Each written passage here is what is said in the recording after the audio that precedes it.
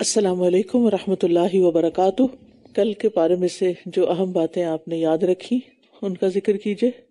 صبر، تقوی اور احسان سے اللہ کی مدد آتی ہے۔ اللہ کی معرفت حاصل کرنے والے اللہ سے ڈرتے ہیں۔ شیطان ہمارا کھلا دشمن ہے، اور ہر وہ چیز جو ہمارے لیے خطرناک اور ڈینجرس ہے اس کو خوبصورت بنا کے دکھاتا ہے تاکہ ہمیں نقصان پہنچا سکے۔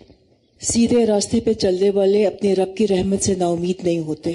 سینوں کی تنگی کا علاج تسبیح ہے، تسبیح اثردہ کریں۔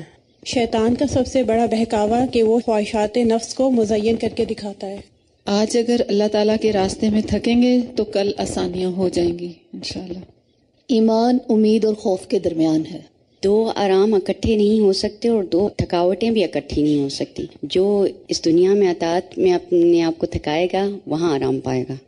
اللہ کے لیے سب کچھ چھوڑنے والے کو اللہ اس سے بہترین عطا کرتا ہے، جو اس نے دیا اس سے بہتر اس کو ملتا ہے۔ قسم اور عہد توڑنے والے کے اعمال ضائع ہو جاتے ہیں۔ نافرمانی کرنے سے اللہ تعالیٰ نعمتیں چھین لیتے ہیں۔ ایمان اور توکل غالب ہو تو شیطان گمراہ نہیں کر سکتا۔ لوگوں کی باتوں سے دل تنگ ہونے لگے تو تسبیح اور سجدے۔ بندہ اپنے رب کے سب سے زیادہ قریب تب ہوتا ہے جب سجدے میں ہو۔ نحمده ونصلي على رسوله الكريم، اما بعد فاعوذ بالله من الشيطان الرجيم، بسم الله الرحمن الرحيم، رب اشرح لي صدري ويسر لي امري واحلل عقدة من لساني يفقهوا قولي۔ الحمد لله الذي عم برحمته جميع العباد وخص اهل طاعته بالهداية الى سبيل الرشاد ووفقهم بلطفه الى صالح الاعمال ففازوا ببلوغ المراد۔ تمام قسم کی تعریف اللہ کے لیے ہے جس نے تمام بندوں پر اپنی رحمت کو عام کیا اور اپنی اطاعت والوں کو رشد و بھلائی کے راستے کی طرف ہدایت دینے کے ساتھ خاص کیا، اور اپنی مہربانی اور کرم نوازی کے ساتھ ان کو نیک اعمال کی توفیق دی تو وہ اپنی مراد تک پہنچنے میں کامیاب ہو گئے۔ 15واں پارہ، سورۃ الاسراء۔ بسم اللہ الرحمن الرحیم، سبحان الذی اسری بعبده لیلا من المسجد الحرام الى المسجد الاقصى الذی بارکنا حوله لنریه من آیاتنا انہ هو السمیع البصیر۔ سورۃ الاسراء مکی سورت ہے۔ اسے سورۃ الاسراء اس لیے کہتے ہیں کہ اس میں نبی صلی اللہ علیہ وسلم کی رات کو مسجد اقصی کی طرف لے جانے کا واقعہ بیان ہوا ہے۔ صحیح بخاری میں ہے، رسول اللہ صلی اللہ علیہ وسلم نے فرمایا، سورۃ کہف، سورۃ مریم اور بنی اسرائیل یہ عتاق اول میں سے ہیں اور میرے تلاد میں سے ہیں۔ تلاد قدیم مال کو کہتے ہیں، یعنی ابتدائی دور کی نازل ہونے والی سورتوں میں سے ہیں جو مکہ میں اول نازل ہوئیں۔ رسول اللہ صلی اللہ علیہ وسلم ہر رات کو بنی اسرائیل اور سورۃ زمر کی تلاوت فرمایا کرتے تھے۔ اس کا دوسرا نام سورۃ بنی اسرائیل بھی ہے۔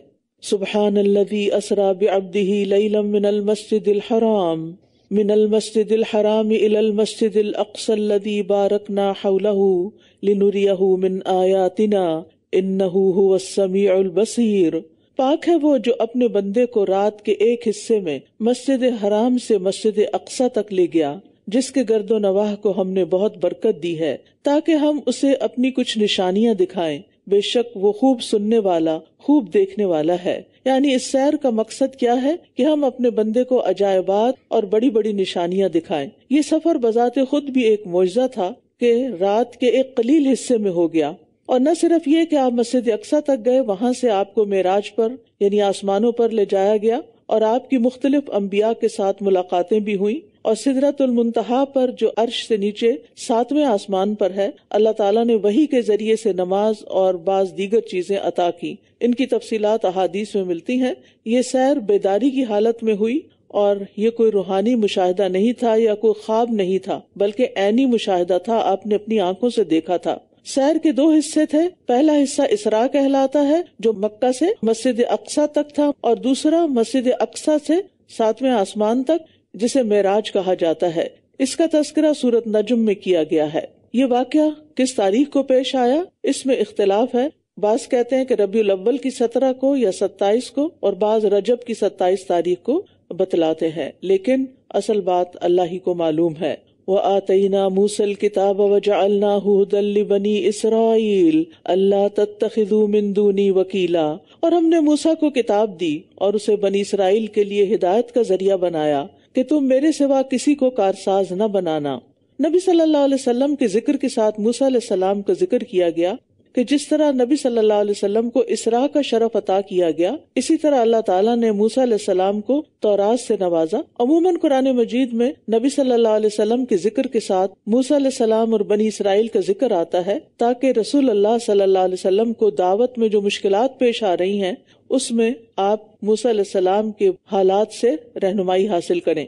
ذریۃ من حملنا مع نوح انہ کان عبدا شکورا، اے ان لوگوں کی اولاد جنہیں ہم نے نوح کے ساتھ سوار کیا، بے شک وہ بہت شکر گزار بندہ تھا۔ یعنی نوح علیہ السلام کی خاص تعریف کی جا رہی ہے کہ وہ شکر گزار بندے تھے۔ وَقَضَيْنَا إِلَى بَنِي إِسْرَائِيلَ فِي الْكِتَابِ، اور ہم نے بنی اسرائیل کو کتاب میں فیصلہ سنا دیا تھا کہ تم زمین میں 2 بار ضرور فساد برپا کرو گے اور تم بہت بڑی سرکشی کرو گے۔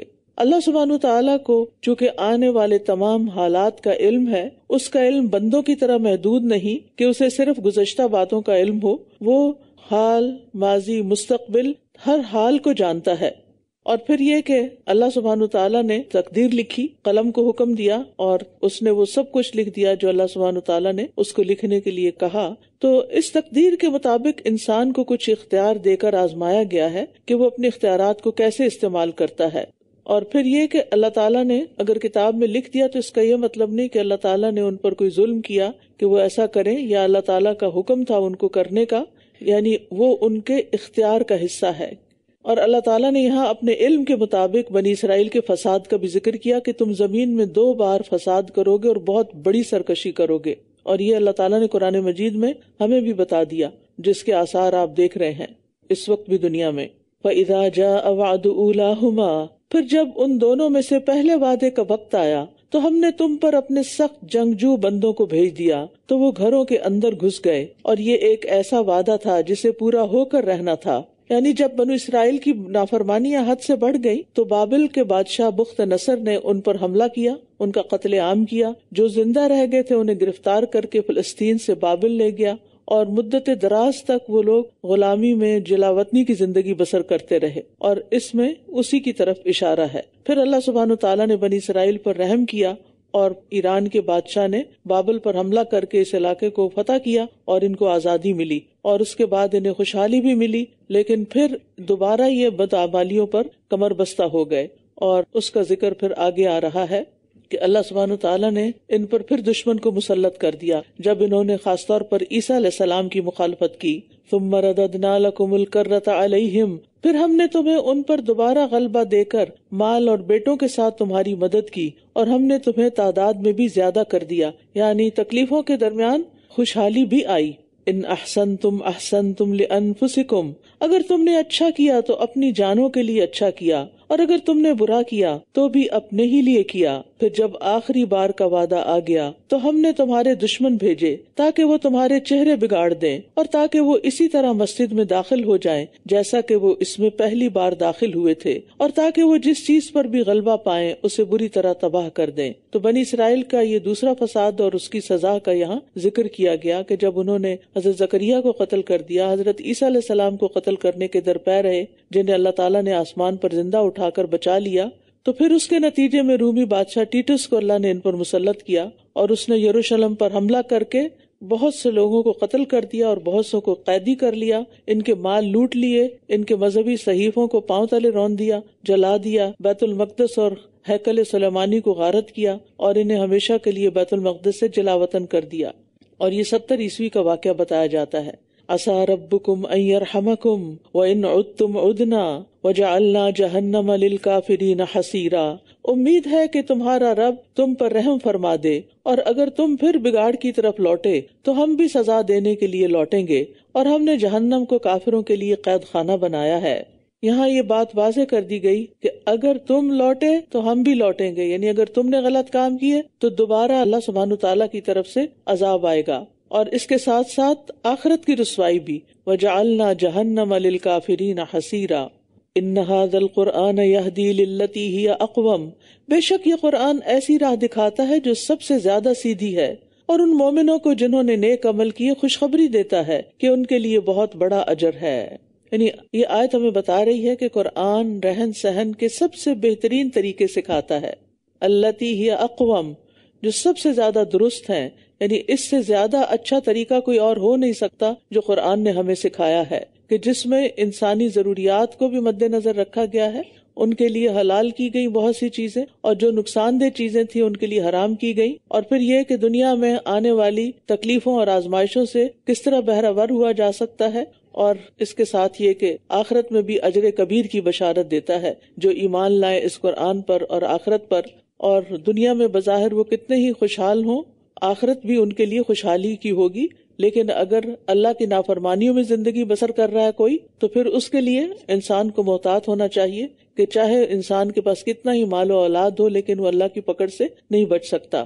اور یہ کہ وہ لوگ جو آخرت پر ایمان نہیں لاتے، ہم نے ان کے لیے دردناک عذاب تیار کر رکھا ہے. اور انسان برائی کی دعا بھی اسی طرح کرتا ہے جیسے وہ اپنے لیے بھلائی کی دعا کرتا ہے. اور انسان بہت جلد باز ہے. یعنی انسان کی جلد بازی کیا ہوتی ہے کہ جب کوئی مشکل پیش آتی ہے تو اکتا کر اپنے لیے یا اپنے اہل خانہ کے لیے بد دعائیں بھی شروع کر دیتا ہے. مثلاً اللہ کرے مر جاؤں، اللہ کرے تمہارا بیڑا غرق ہو، تمہارا خانہ خراب ہو. یہ سب جملے سنے ہوئے نا، یہ سب بد دعائیں ہیں جو ایسے انسان کرتے ہیں کہ جو جلد باز ہوتے ہیں، اور جب اپنی مرضی کے نتائج نہیں دیکھتے، یہ دنیا میں اپنی مرضی کے حالات نہیں دیکھتے اور کچھ کرتے بھی نہیں تو بد دعاؤں پہ اتر آتے ہیں. تو یہ انسان کی حالت یہاں پر بتائی جا رہی ہے کہ انسان کتنا جلد باز ہے. ابن عباس کہتے ہیں یہ انسان کا بیزاری کی حالت میں خود کو یا اپنی اولاد کو بد دعا دینا ہے، حالانکہ وہ خود اس بد دعا کی قبولیت نہیں چاہتا. یعنی جب وہ یہ کہہ رہا ہوتا ہے کہ تمہارا کھانا خراب ہو تو he doesn't mean it، لیکن یہ بددلی سے نکلے ہوئے جملے ہیں پریشانی کی حالت میں. اس آیت میں بیسیکلی ایسے لوگوں کی مذمت کی جا رہی ہے، ان کو ڈانٹا جا رہا ہے جو غصے کی حالت میں اپنے لیے، اپنے مالوں، اپنی اولاد کے لیے بد دعا کرتے ہیں، اور اس وقت برائی کی دعا ایسے کرتے ہیں جیسے وہ اطمینان کے وقت اپنے لیے بھلائی کی دعا کرتے ہیں. یعنی ایسی ہی دعائیں ان کی ہو جائے. لیکن انسان کو یاد رکھنا چاہیے کہ بد دعا اگر قبولیت کی گھڑی میں دی گئی تو وہ قبول بھی ہو جائے گی. یعنی منہ سے ہمیشہ اچھے الفاظ نکلنے چاہیے. یعنی یہ سبق ہم سب کو یاد رکھنا چاہیے. آپ دیکھیں کہ ہم جو کچھ بھی سوچتے ہیں اور جو کچھ بھی ہم بولتے ہیں وہ ہماری شخصیت کا ایک حصہ ہوتا ہے، اور ہم ہر وقت ایک انرجی ایمٹ کر رہے ہوتے ہیں، اپنے اندر سے انرجی ریلیز ہو رہی ہوتی ہے، ہمارے جسم سے ریز نکل رہی ہوتی ہے.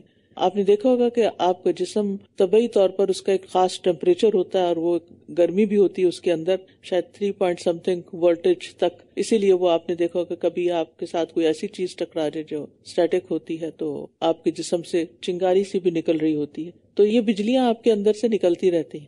یعنی ہر انسان کے اندر سے ریز نکلتی ہیں.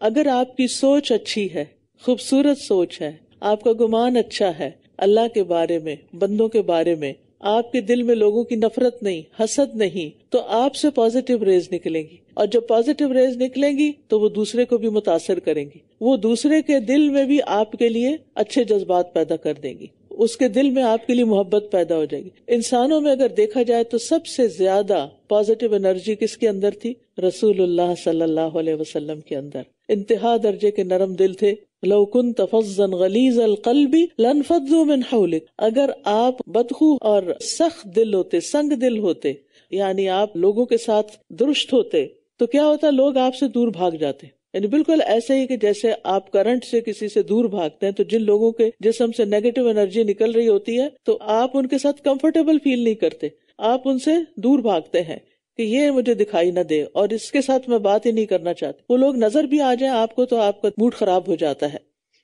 لیکن کچھ لوگ ایسے ہوتے ہیں کہ جن کو آپ دور سے بھی دیکھ لیں تو آپ صرف دیکھ کر ہی خوش ہو جاتے ہیں. تو یہ ضروری نہیں کہ چند انسانوں کے حصے میں یہ بات آئی ہے، آپ کے اندر بھی آ سکتی ہے.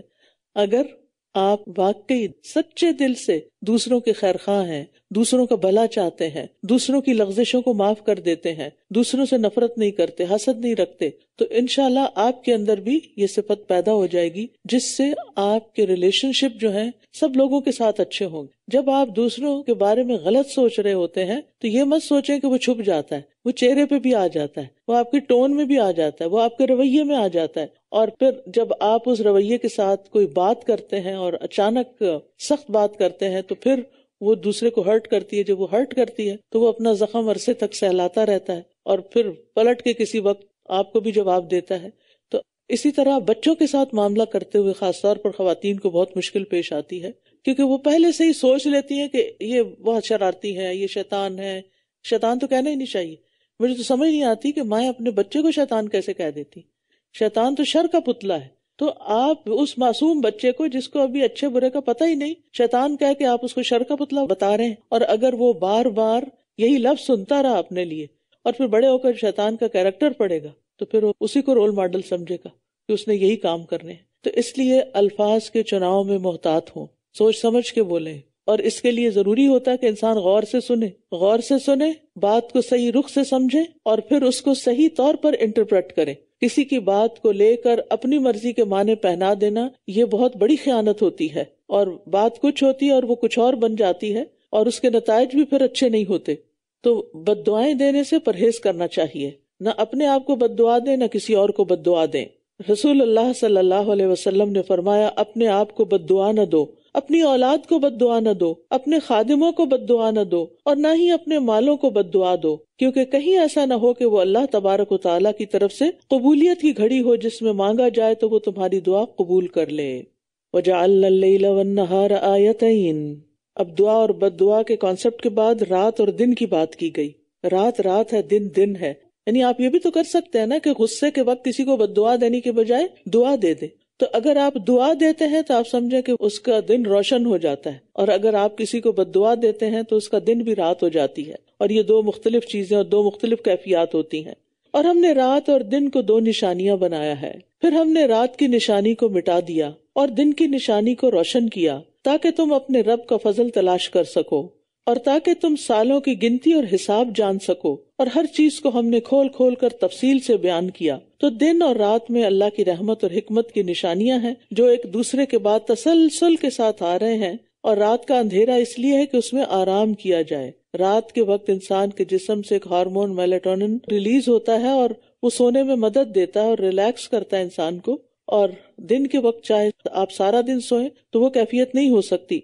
تو دن جو ہے وہ کام کے لیے ہے، اس میں انسان کی انرجی زیادہ ہوتی ہے، انسان اپنا روزگار تلاش کرے، اللہ کا فضل تلاش کرے، اور پھر ساتھ ساتھ رات اور دن کا یہ فرق تاریخوں کا تعین بھی آپ کے لیے کرتا ہے۔ تو بے شمار حکمتیں ہیں اس میں، یہ تو موٹی موٹی باتیں جو ہم ایکسپیرینس کرتے ہیں، لیکن اس کے علاوہ بھی بہت سے فائدے ہیں، اور ہم نے ہر انسان کا شگون اس کی گردن میں باندھ دیا ہے، اور ہم قیامت کے دن اس کے لیے ایک کتاب نکالیں گے جسے وہ کھلا ہوا پائے گا۔ انجام کو گلے سے چمٹانے کا مطلب یہ ہے کہ ہر انسان کے اعمال لمحہ بلمحہ لکھے جا رہے ہیں، جو اس کے اچھے یا برے انجام کی نشاندہی کرتے ہیں، اور یہ اس کے اپنے ہی ساتھ لگے۔ ہم نحوست دوسروں میں دیکھتے ہیں، کالی بلی میں اور انسانوں میں، لیکن انسان کے برے اعمال ہی اس کے لیے دراصل نحوست کا سبب ہے۔ تو قیامت کے دن یہ سارا نامہ اعمال کھول کر رکھ دیا جائے گا جسے وہ خود پڑھ سکے گا۔ اقرأ کتابک کفا بنفسک اليوم علیک حسیبا، پڑھو اپنی کتاب، آج کے دن تم خود ہی اپنا حساب لینے کے لیے کافی ہو۔ قتادہ کہتے ہیں کہ جو شخص دنیا میں ان پڑھ تھا، قیامت کے دن اسے بھی اپنا نامہ اعمال پڑھنے کی صلاحیت دے دی جائے گی۔ یعنی کوئی یہ نہ کہے کہ شکر ہے مجھے پڑھنا لکھنا نہیں آتا، میں تو نہیں پڑھوں گا، نہیں، اس کو بھی پڑھوا دیا جائے گا، اور انسان اپنے اعمال پر خود گواہ ہوگا۔ جو ہدایت پا لے تو بے شک وہ اپنے ہی لیے ہدایت پاتا ہے، اور جو گمراہ ہوا تو بے شک وہ خود کو نقصان دینے کے لیے ہی گمراہ ہوتا ہے۔ اور کوئی بوجھ اٹھانے والا کسی دوسرے کا بوجھ نہ اٹھائے گا، اور ہم کسی کو عذاب دینے والے نہیں جب تک کہ ہم کوئی رسول نہ بھیج دیں۔ اور جب ہم کسی بستی کو ہلاک کرنے کا ارادہ کر لیتے ہیں تو اس کے خوشحال لوگوں کو حکم دیتے ہیں، پھر وہ اس میں نافرمانی کرنے لگتے ہیں، تو اس پر عذاب کی بات ثابت ہو جاتی ہے، پھر ہم اس کو پوری طرح تباہ کر دیتے ہیں۔ یعنی قوموں کی ہلاکت کب شروع ہوتی ہے؟ جب ان کا خوشحال طبقہ، ان کی ایلیٹ اللہ کے حکموں کی نافرمانی شروع کر دیتی ہے، اور پھر ان بڑوں کو دیکھ کر دوسرے لوگ ان کو کاپی کرنے لگتے ہیں، اور یوں اس قوم میں اللہ کی نافرمانی عام ہو جاتی ہے، جس کے بعد وہ عذاب کی مستحق ہو جاتی ہے۔ اور نوح کے بعد ہم نے کتنی ہی بستیاں ہلاک کر دیں، اور کافی ہے آپ کا رب اپنے بندوں کے گناہوں کی خوب خبر رکھنے والا، خوب دیکھنے والا۔ یعنی سب بستیوں کا تو ہمیں علم ہی نہیں، لیکن اللہ کو پکا پتا ہے، پورا پتا ہے کہ کون کس حال میں مرا، کیا کرتے ہوئے دنیا سے گیا، اور اس کے مطابق ہی اس کا آخرت کا انجام ہوگا۔ من کان یرید العاجلۃ عجلنا له فیہا ما نشاء لمن نرید، جو کوئی جلدی ملنے والی دنیا چاہتا ہے تو ہم جس کے لیے جتنا چاہتے ہیں اسے اس میں جلد دے دیتے ہیں، پھر ہم اس کے لیے جہنم کو ٹھکانہ بنا دیتے ہیں جس میں وہ جلے گا، بہت مذمت کیا ہوا، رحمت سے دور کیا ہوا۔ تو اس سے پتہ چلتا ہے کہ دنیا کے ہر طالب کو، دنیا چاہنے والے کو دنیا نہیں ملتی، صرف اسی کو ملتی ہے جس کے لیے اللہ چاہتا ہے، اور پھر اس کو بھی اتنی دنیا نہیں ملتی جتنی وہ چاہتا ہے، بلکہ اتنی ہی ملتی ہے جس کا فیصلہ اللہ تعالیٰ کرتا ہے۔ لیکن اگر وہ اپنی نیکیوں کے بدلے میں صرف دنیا چاہ رہا ہے اور آخرت کا سودا نہیں کر رہا تو نتیجہ کیا ہوگا؟ جہنم کا دائمی عذاب اور اس کی رسوائی۔ وَمَنْ أَرَادَ الْآخِرَةَ وَسَعَى لَهَا سَعْيَهَا وَهُوَ مُؤْمِنٌ فَأُولَئِكَ كَانَ سَعْيُهُمْ مَشْكُورًا، اور جس نے آخرت چاہی اور اس کے لیے کوشش کی جیسی کوشش کرنی چاہیے جبکہ وہ مومن ہو، تو یہی لوگ ہیں جن کی کوشش قابل قدر ہے۔ تو اس سے یہ پتہ چلتا ہے کہ بغیر محنت کے آخرت کی بھلائی کا ارادہ کرنا خود کو دھوکہ دینا ہے۔ یعنی اگر آپ آخرت کمانا چاہتے ہیں تو پھر اس کے لیے کوشش بھی کریں۔ جو انسان سچی نیت رکھتا ہے، دل سے کوئی کام کرنا چاہتا ہے، وہ اس کے لیے پھر چل پڑتا ہے۔ یعنی اگر آپ کا ارادہ ہے پکا کہ عمرہ کرنا ہے تو پھر آپ بیٹھے تھوڑی رہیں گے کہ وہ ایک دن چھت سے ٹکٹ گرے گا اور پھر اگلے دن ویزا گرے گا اور پھر اگلے دن مجھے کوئی اٹھا کے وہاں پہنچا دے گا۔ ایسے نہیں ہوتا۔ پھر انسان کیا کرتا ہے؟ ہاتھ پاؤں مارتا ہے، معلومات لیتا ہے، اور پھر اس کے لیے عملی کوششیں کرتا ہے، اور پھر وہ اپنی منزل تک پہنچتا ہے۔ تو آخرت بھی ایسے ہی ہے۔ یعنی دنیا کے کسی بھی مقصد کو پانے کے لیے جس کی آپ کے دل میں خواہش ہو، آپ کیا کرتے ہیں؟ کوشش۔ تو آخرت کی کامیابی کے لیے بھی کوشش لازم ہے۔ ومن اراد الآخرہ، ہم سب کہتے ہیں آخرت اچھی ہو جائے، آخرت اچھی، بھئی کیسے اچھی ہوگی؟ کچھ کریں گے تو اچھی ہوگی نا۔ وسعی لہا سعیہا، یعنی اتنی کوشش کہ جتنی اس کے لیے درکار ہے۔ اور دنیا تو تھوڑے دن کی ہے، دنیا کا کوئی بھی سفر چند دنوں کے لیے ہوتا ہے، لیکن آخرت کا سفر تو ہمیشہ کے لیے ہے۔ تو اگر دنیا کے سفر کے لیے ہم اتنے پینک ہو جاتے ہیں، تیاری کے سلسلے میں ہر چیز کے بارے میں اس قدر فکر کرتے ہیں، لکھ لیتے ہیں کیا کیا لے کے جانا ہے، کون سی چیز، آخری وقت تک اپنا بیگ دیکھ رہے ہوتے ہیں، پاسپورٹ رکھ لیا، ٹکٹ رکھ لیا، سب۔ تو آخرت کے لیے ہماری کوششیں کیا ہیں؟ اس کے لیے ہمارے دل میں دن میں کتنی دفعہ خیال آتا ہے کہ میں نے آخرت کے لیے یہ تیاری کر لی، اپنا یہ فرض پورا کر لیا، یہ امانتیں لوٹا دی ہیں، یہ وعدے پورے کر لیے، یہ نمازیں پوری ہو گئی، یہ زکوٰۃ ادا ہو گئی، میرا حج ہو گیا، میرے روزے پورے جا رہے ہیں اور روزے ٹھیک سے جا رہے ہیں۔ یعنی یہ ساری چیزیں آخرت کی زندگی کو فائدہ دینے والی ہیں۔ تو ان کے بارے میں بھی ہمیں نمبر 1 اخلاص اور اللہ کی خاطر کوشش کرنی ہے، دوسری یہ کہ ایسی کوشش جو اس کے لائق ہو، یعنی سنت کے مطابق ہو، اور پھر ساتھ ایمان بھی ضروری ہے کیونکہ اس کے بغیر کوئی عمل بھی قابل توجہ نہیں۔ کُلًّا نُمِدُّ هَٰؤُلَاءِ وَهَٰؤُلَاءِ مِنْ عَطَاءِ رَبِّكَ، ہم آپ کے رب کی عطا میں سے ہر ایک کو مدد دیتے ہیں، انہیں بھی اور انہیں بھی، اور آپ کے رب کی عطا کسی سے روکی نہیں جاتی۔ یعنی دنیا میں سبھی کو مل جاتا ہے کچھ نہ کچھ۔ دیکھو کس طرح ہم نے ان میں سے ایک کو دوسرے پر فضیلت دی ہے، اور یقیناً آخرت درجات کے اعتبار سے بہت بڑی ہے اور فضیلت میں بھی بڑھ کر ہے۔ 2 باتیں اس میں آ رہی ہیں، ایک تو انسانوں کے درجے اور پھر یہ کہ آخرت کے درجے۔ تو دنیا میں ہر انسان درجے میں دوسرے انسان سے فرق ہے۔ سب لوگ رزق، حسن، ذہانت، قوت، اقتدار، ان چیزوں میں ایک جیسے نہیں، خواہ مومن ہو یا کافر ہو۔ یہ چیزیں مومن کے پاس بھی ہو سکتی ہیں اور کافر کے پاس بھی ہو سکتی ہیں۔ چونکہ اللہ کے ہاں دنیا کی کوئی قیمت نہیں، اس لیے اس نے سبھی کو دیا ہے۔ لیکن آخرت کے درجات تو پھر اعمال کے مطابق ہی ہوں گے، ایمان کے ساتھ۔ رسول اللہ صلی اللہ علیہ وسلم نے فرمایا، اہل جنت اپنے اوپر بالا خانے والوں کو اس طرح دیکھیں گے، یعنی جو ان سے اوپر کے درجات میں لوگ ہوں گے، جس طرح مشرق و مغرب میں دور کسی چمکدار ستارے کو دیکھتے ہیں۔ باہمی درجات کی کمی بیشی کی وجہ سے۔ لوگوں نے کہا اے اللہ کے رسول، یہ تو انبیاء کی منازل ہوں گی جو اتنی بلند ہوں گی جہاں کوئی دوسرا نہیں پہنچ سکتا۔ فرمائے کیوں نہیں، اس ذات کی قسم جس کے ہاتھ میں میری جان ہے، یہ وہ مرد ہوں گے جو اللہ پر ایمان لائے اور انہوں نے رسولوں کی تصدیق کی۔ رجال آمنوا باللہ وصدقوا المرسلین، ان کے درجات بھی بہت بلند اور بہت اونچے ہوں گے۔ لا تجعل مع اللہ الہا آخر، تم اللہ کے ساتھ کوئی دوسرا معبود نہ بناؤ ورنہ تم مذمت زدہ بے یار و مددگار بیٹھ رہو گے۔ وقضى ربک الا تعبدوا الا ایاہ، اور آپ کے رب نے فیصلہ کر دیا ہے کہ تم اس کے سوا کسی کی عبادت نہ کرنا اور والدین کے ساتھ احسان کرنا۔ اگر کبھی تمہارے پاس ان دونوں میں سے ایک یا وہ دونوں بڑھاپے کی عمر کو پہنچے تو تم انہیں اف تک نہ کہنا اور نہ انہیں جھڑکنا اور ان دونوں سے احترام والی بات کہنا۔ یہاں قضا کہہ کے اللہ سبحانہ تعالیٰ نے حتمی فیصلہ کر دیا، قطعی فیصلہ کر دیا جس کو بدلا نہیں جا سکتا، یعنی ان احکامات میں کوئی تبدیلی نہیں ہو سکتی، یہ کرنے ہی کرنے ہوں گے۔ ان میں سب سے پہلے اللہ کے سوا کسی کی عبادت نہیں کرنی، صرف اللہ ہی کی عبادت کرنی ہے، اور اس میں دل، زبان، جسم کے ہر حصے کا فعل جو صحیح طریقے پر ہو وہ عبادت شمار ہوتا ہے۔ اسی طرح قیام، سجدہ، رکوع، قربانی، پوری زندگی ایسی عاجزی سے گزرے کہ جو اللہ کو پسند آ جائے۔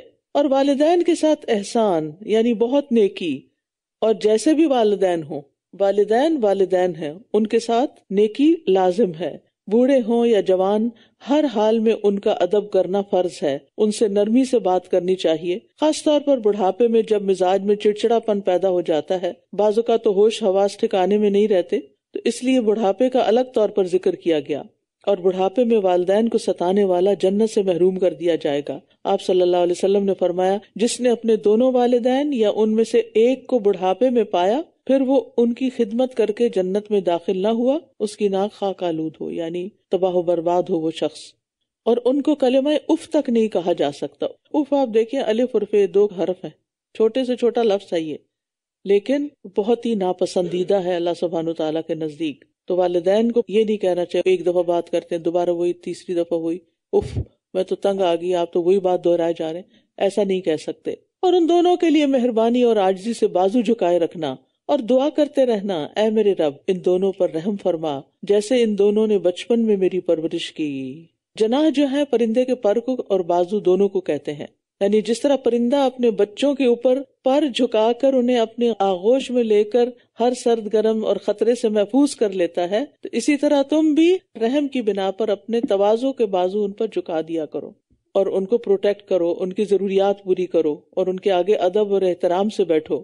اور پھر یہ ہے کہ یہ دعا تو لازم ہے کرنا، وَقُلْ رَبِّ ارْحَمْهُمَا كَمَا رَبَّيَانِي صَغِيرًا، ہر روز یہ دعا کرنی چاہیے۔ آپ اپنی سنت یا نفل کی سجدوں میں بھی کر سکتے ہیں، کوئی وقت مقرر اپنے لیے کر لیجئے تاکہ مس نہ ہو، ورنہ ہم سوچتے ہی رہ جاتے ہیں اور دعائیں پڑھتے جاتے ہیں مگر بھول جاتے ہیں۔ ربکم اعلم بما فی نفوسکم، یہ والدین کے ساتھ احسان کرتے، خدمت کرتے اور ان کے جذبات کا لحاظ کرتے ہوئے تمہارے دلوں میں کیا ہوتا ہے یہ اللہ کو پتا ہے کہ تم کس نیت اور کس جذبے سے کر رہے۔ بعض بچے والدین کی خدمت اس لیے کرتے ہیں تاکہ ان سے کچھ مال مل جائے یا وہ پراپرٹی ان کے نام لکھ دیں، کسی اور کے پاس جانے بھی نہیں دیتے۔ آپ نے یہ تک دیکھا ہوگا کہ کچھ بچے والدین کو کسی اور بہن بھائی کے گھر جانے نہیں دیتے، کیونکہ ان کو یہ ہوتا ہے کہ اگر یہ وہاں چلے گئے تو کہیں ایسا نہ ہو کہ بڑھاپے میں ان کا مال وہ ہتھیا لیں۔ تو وہ چاہے تنگ ہو چاہے آسانی میں ہو، وہ خود ہی خدمت کرتے رہتے ہیں، جیسی تیسی کریں ان کے حسب حال۔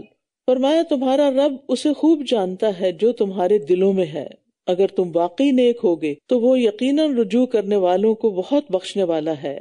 تو اس سے یہ بات بھی پتہ چلتی ہے کہ والدین کے لیے دل میں شفقت اور نرمی بھی ہونی چاہیے، اچھے جذبات بھی ہونے چاہیے، محبت بھی ہونی چاہیے۔ اس لیے اگر انہوں نے آپ کے ساتھ کوئی زیادتی کی ہے، کوئی کمی کوتاہی رہ گئی تربیت میں، اور ہو سکتا ہے انہوں نے اس پر توبہ کر لی اور رجوع کر لیا ہو، تو آپ اس کو دل سے نکال دیں اور ان کے ساتھ اپنے تعلقات کو اچھا کریں، اور رشتہ دار اور مسکین اور مسافر کو اس کا حق دو، اور تم بے جا خرچ نہ کرو۔ یعنی والدین کے بعد ان کے اور اپنے رشتہ داروں کے ساتھ اچھا سلوک، ان کے ساتھ میل جول اور تعلق قائم کیا جائے، انہیں دین کی دعوت دی جائے، ان کی خوشی اور غم میں شریک ہوا جائے، اور جب بھی انہیں مالی مدد کی ضرورت ہو تو ان کی مدد کی جائے۔ اور یہ رشتہ دار چاہے ماں کی طرف سے ہو چاہے باپ کی طرف سے ہو، محرم ہو یا غیر محرم ہو. خون کے رشتے جیسے کزنز جو ہے نامحرم ہے، لیکن چچا کے بیٹے، خالہ کے بیٹے، اگر وہ کسی مشکل میں ہیں تو ان کی مدد کی جائے گی. یعنی آپ یہ کہہ کے انکار نہیں کر سکتے کہ آپ تو میرے محرم نہیں اس لیے میں آپ کو ہیلپ نہیں کر سکتی. نہیں، رشتہ دار تو رشتہ دار ہی ہیں. پھر فرمایا ان المبذرین کانوا اخوان الشیاطین وکان الشیطان لربہ کفورا. بے شک فضول خرچ لوگ شیطانوں کے بھائی ہیں اور شیطان اپنے رب کا بہت ناشکرا ہے. یعنی بے جا خرچ کرنے والوں کو ہمیشہ سے شیطانوں کے بھائی کہا گیا. ٹھیک ہے، کانو اخوان الشیاطین، یہ کانو کی وجہ سے تسلسل آ گیا، ماضی استمراری ہو گئی کہ ہمیشہ سے وہ ایسے ہی ہیں کہ انہوں نے اللہ کی دی ہوئی نعمتوں کو، صلاحیتوں کو، مال کو ناشکری کرتے ہوئے غلط جگہوں پہ خرچ کیا ہے. یعنی جو شخص بھی مالک کے دیے ہوئے مال کو مالک کی نافرمانی میں خرچ کرتا ہے تو وہ کیسا شخص ہے؟ نمک حرام. یعنی جس نے دیا آپ اسی کے خلاف استعمال کر رہے ہیں، اسی کو ناراض کرنے کے لیے خرچ کر رہے ہیں. تو اس لیے بہت ضروری ہے کہ انسان دیکھے کہ اپنا مال کہاں خرچ کر رہا ہے، کیا خرید رہا ہے اس سے. یعنی صرف خواہشات کی بنا پر شاپنگ مت کریں. کوئی چیز کسی کے گھر میں دیکھی، کسی کے ہاتھ میں دیکھی تو بس دل للچا آیا اور ضرورت ہے یا نہیں، استعمال کرنی ہے یا نہیں، بس خرید لی، اندھا دھند خریداری. اور پھر خاص موقعوں پر جیسے شادی بیاہ کے موقع پر تو صرف اپنا نام رکھنے کے لیے، ناک رکھنے کے لیے لوگ بے تحاشا خرچ کرتے رہتے ہیں، اور بعض اوقات قرض لے کر، اور ساری زندگی پھر وہ قرض اتارتے رہتے ہیں.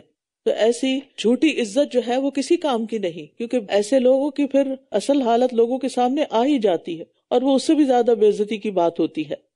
تو یاد رکھیے کہ مال کو ناحق خرچ کرنا، ضرورت سے زیادہ کرنا، یہ تبذیر میں آتا ہے، اور مال ضائع کرنے والے لوگ اللہ کے ناپسندیدہ لوگ ہیں.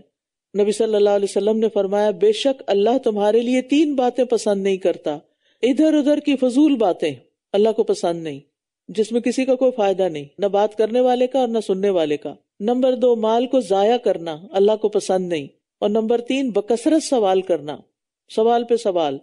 تو اسراف کرنے والے جو ہیں یہ بدترین امتی ہیں. نبی صلی اللہ علیہ وسلم نے فرمایا عنقریب میری امت میں ایسے لوگ ہوں گے جو طرح طرح کے کھانے کھائیں گے، کبھی کسی ریسٹورینٹ کا ٹیسٹ کر رہے ہیں، کبھی کسی کو ٹرائی کر رہے ہیں، کبھی کہیں، اور رنگ برنگے مشروب پئیں گے، کلرڈ ڈرنکس، یہ بھی اس دور کی پیداوار ہے. طرح طرح کے کپڑے پہنیں گے، ہر برانڈ کو ٹرائی کریں گے، اور گفتگو میں بے احتیاطی کریں گے، بات کرتے ہوئے کسی کے بارے میں، اپنے بارے میں کوئی پرواہ نہیں کریں گے کہ کیا کہہ رہے ہیں. یہ گفتگو یہاں کہاں سے آ گئی؟ ہوتا یہ ہے کہ جب انسان کو مال زیادہ ملتا ہے اور وہ غلط جگہوں پر استعمال کرتا ہے تو اس کے اندر ایک جھوٹا کانفیڈنس آ جاتا ہے، پھر وہ پرواہ نہیں کرتا کہ سامنے کون ہے، اور جو اس کے دل میں آتا ہے بولنا شروع کر دیتا ہے. اور طرح طرح کی سواریوں پہ سوار ہوں گے، اور زیادہ مال آ گیا تو پھر ضرورت سے زائد گاڑیاں خرید لی. فرمایا وہ میری امت کے بدترین لوگ ہوں گے. وَإِمَّا تُعْرِضَنَّ عَنْهُمُ ابْتِغَاءَ رَحْمَةٍ مِّن رَّبِّكَ تَرْجُوهَا فَقُل لَّهُمْ قَوْلًا مَّيْسُورًا. اور اگر تم اپنے رب کی متوقع رحمت کے انتظار میں ان لوگوں سے اعراض کرنا چاہو تو ان سے نرمی اور آسانی والی بات کرو. یعنی مالی استطاعت نہیں، کسی غریب رشتہ دار کو نہیں دے سکتے، معذرت کرنا پڑے تو نرمی اور عمدگی کے ساتھ کرو، پیار محبت کے لہجے میں، نہ کہ بد اخلاقی کے ساتھ. یعنی بے عزتی کر کے ان کو گھر سے مت نکالو. اور نہ تو تم اپنے ہاتھ کو اپنی گردن سے بندھا ہوا رکھو، اور نہ ہی تم اسے پوری طرح پھیلا دو، ورنہ تم ملامت زدہ، حسرت زدہ ہو کر بیٹھ رہو گے. یہاں انفاق کا ادب بتایا جا رہا ہے کہ خرچ کرنا ہے تو کیسے کرنا ہے. نہ تو بخل کریں اور نہ ضرورت سے زیادہ خرچ کریں، نہ فضول خرچی ہو اور نہ ہی بے دریغ خرچ کرنا ہو، بلکہ درمیان میں، ورنہ محصور ہو جاؤ گے. محصور اس جانور کو کہتے ہیں جو چل چل کر تھک چکا ہو، چلنے سے عاجز ہو. یعنی فضول خرچی کرنے والا بھی ایک دن مزید اس کے پاس خرچ کرنے کے لیے کچھ نہیں رہے گا. تو بخل سے بھی روکا گیا اور فضول خرچی سے بھی روکا گیا ہے. بے شک آپ کا رب جس کے لیے چاہتا ہے رزق کو کشادہ کر دیتا ہے اور تنگ کر دیتا ہے. بے شک وہ اپنے بندوں کی پوری خبر رکھنے والا، خوب دیکھنے والا ہے. اور تم اپنی اولاد کو مفلسی کے ڈر سے قتل نہ کرو، ہم انہیں بھی رزق دیتے ہیں اور تمہیں بھی، بے شک ان کا قتل بہت بڑا جرم ہے. اور تم زنا کے قریب بھی نہ جاؤ، یقیناً وہ بڑی بے حیائی ہے اور بہت برا راستہ ہے.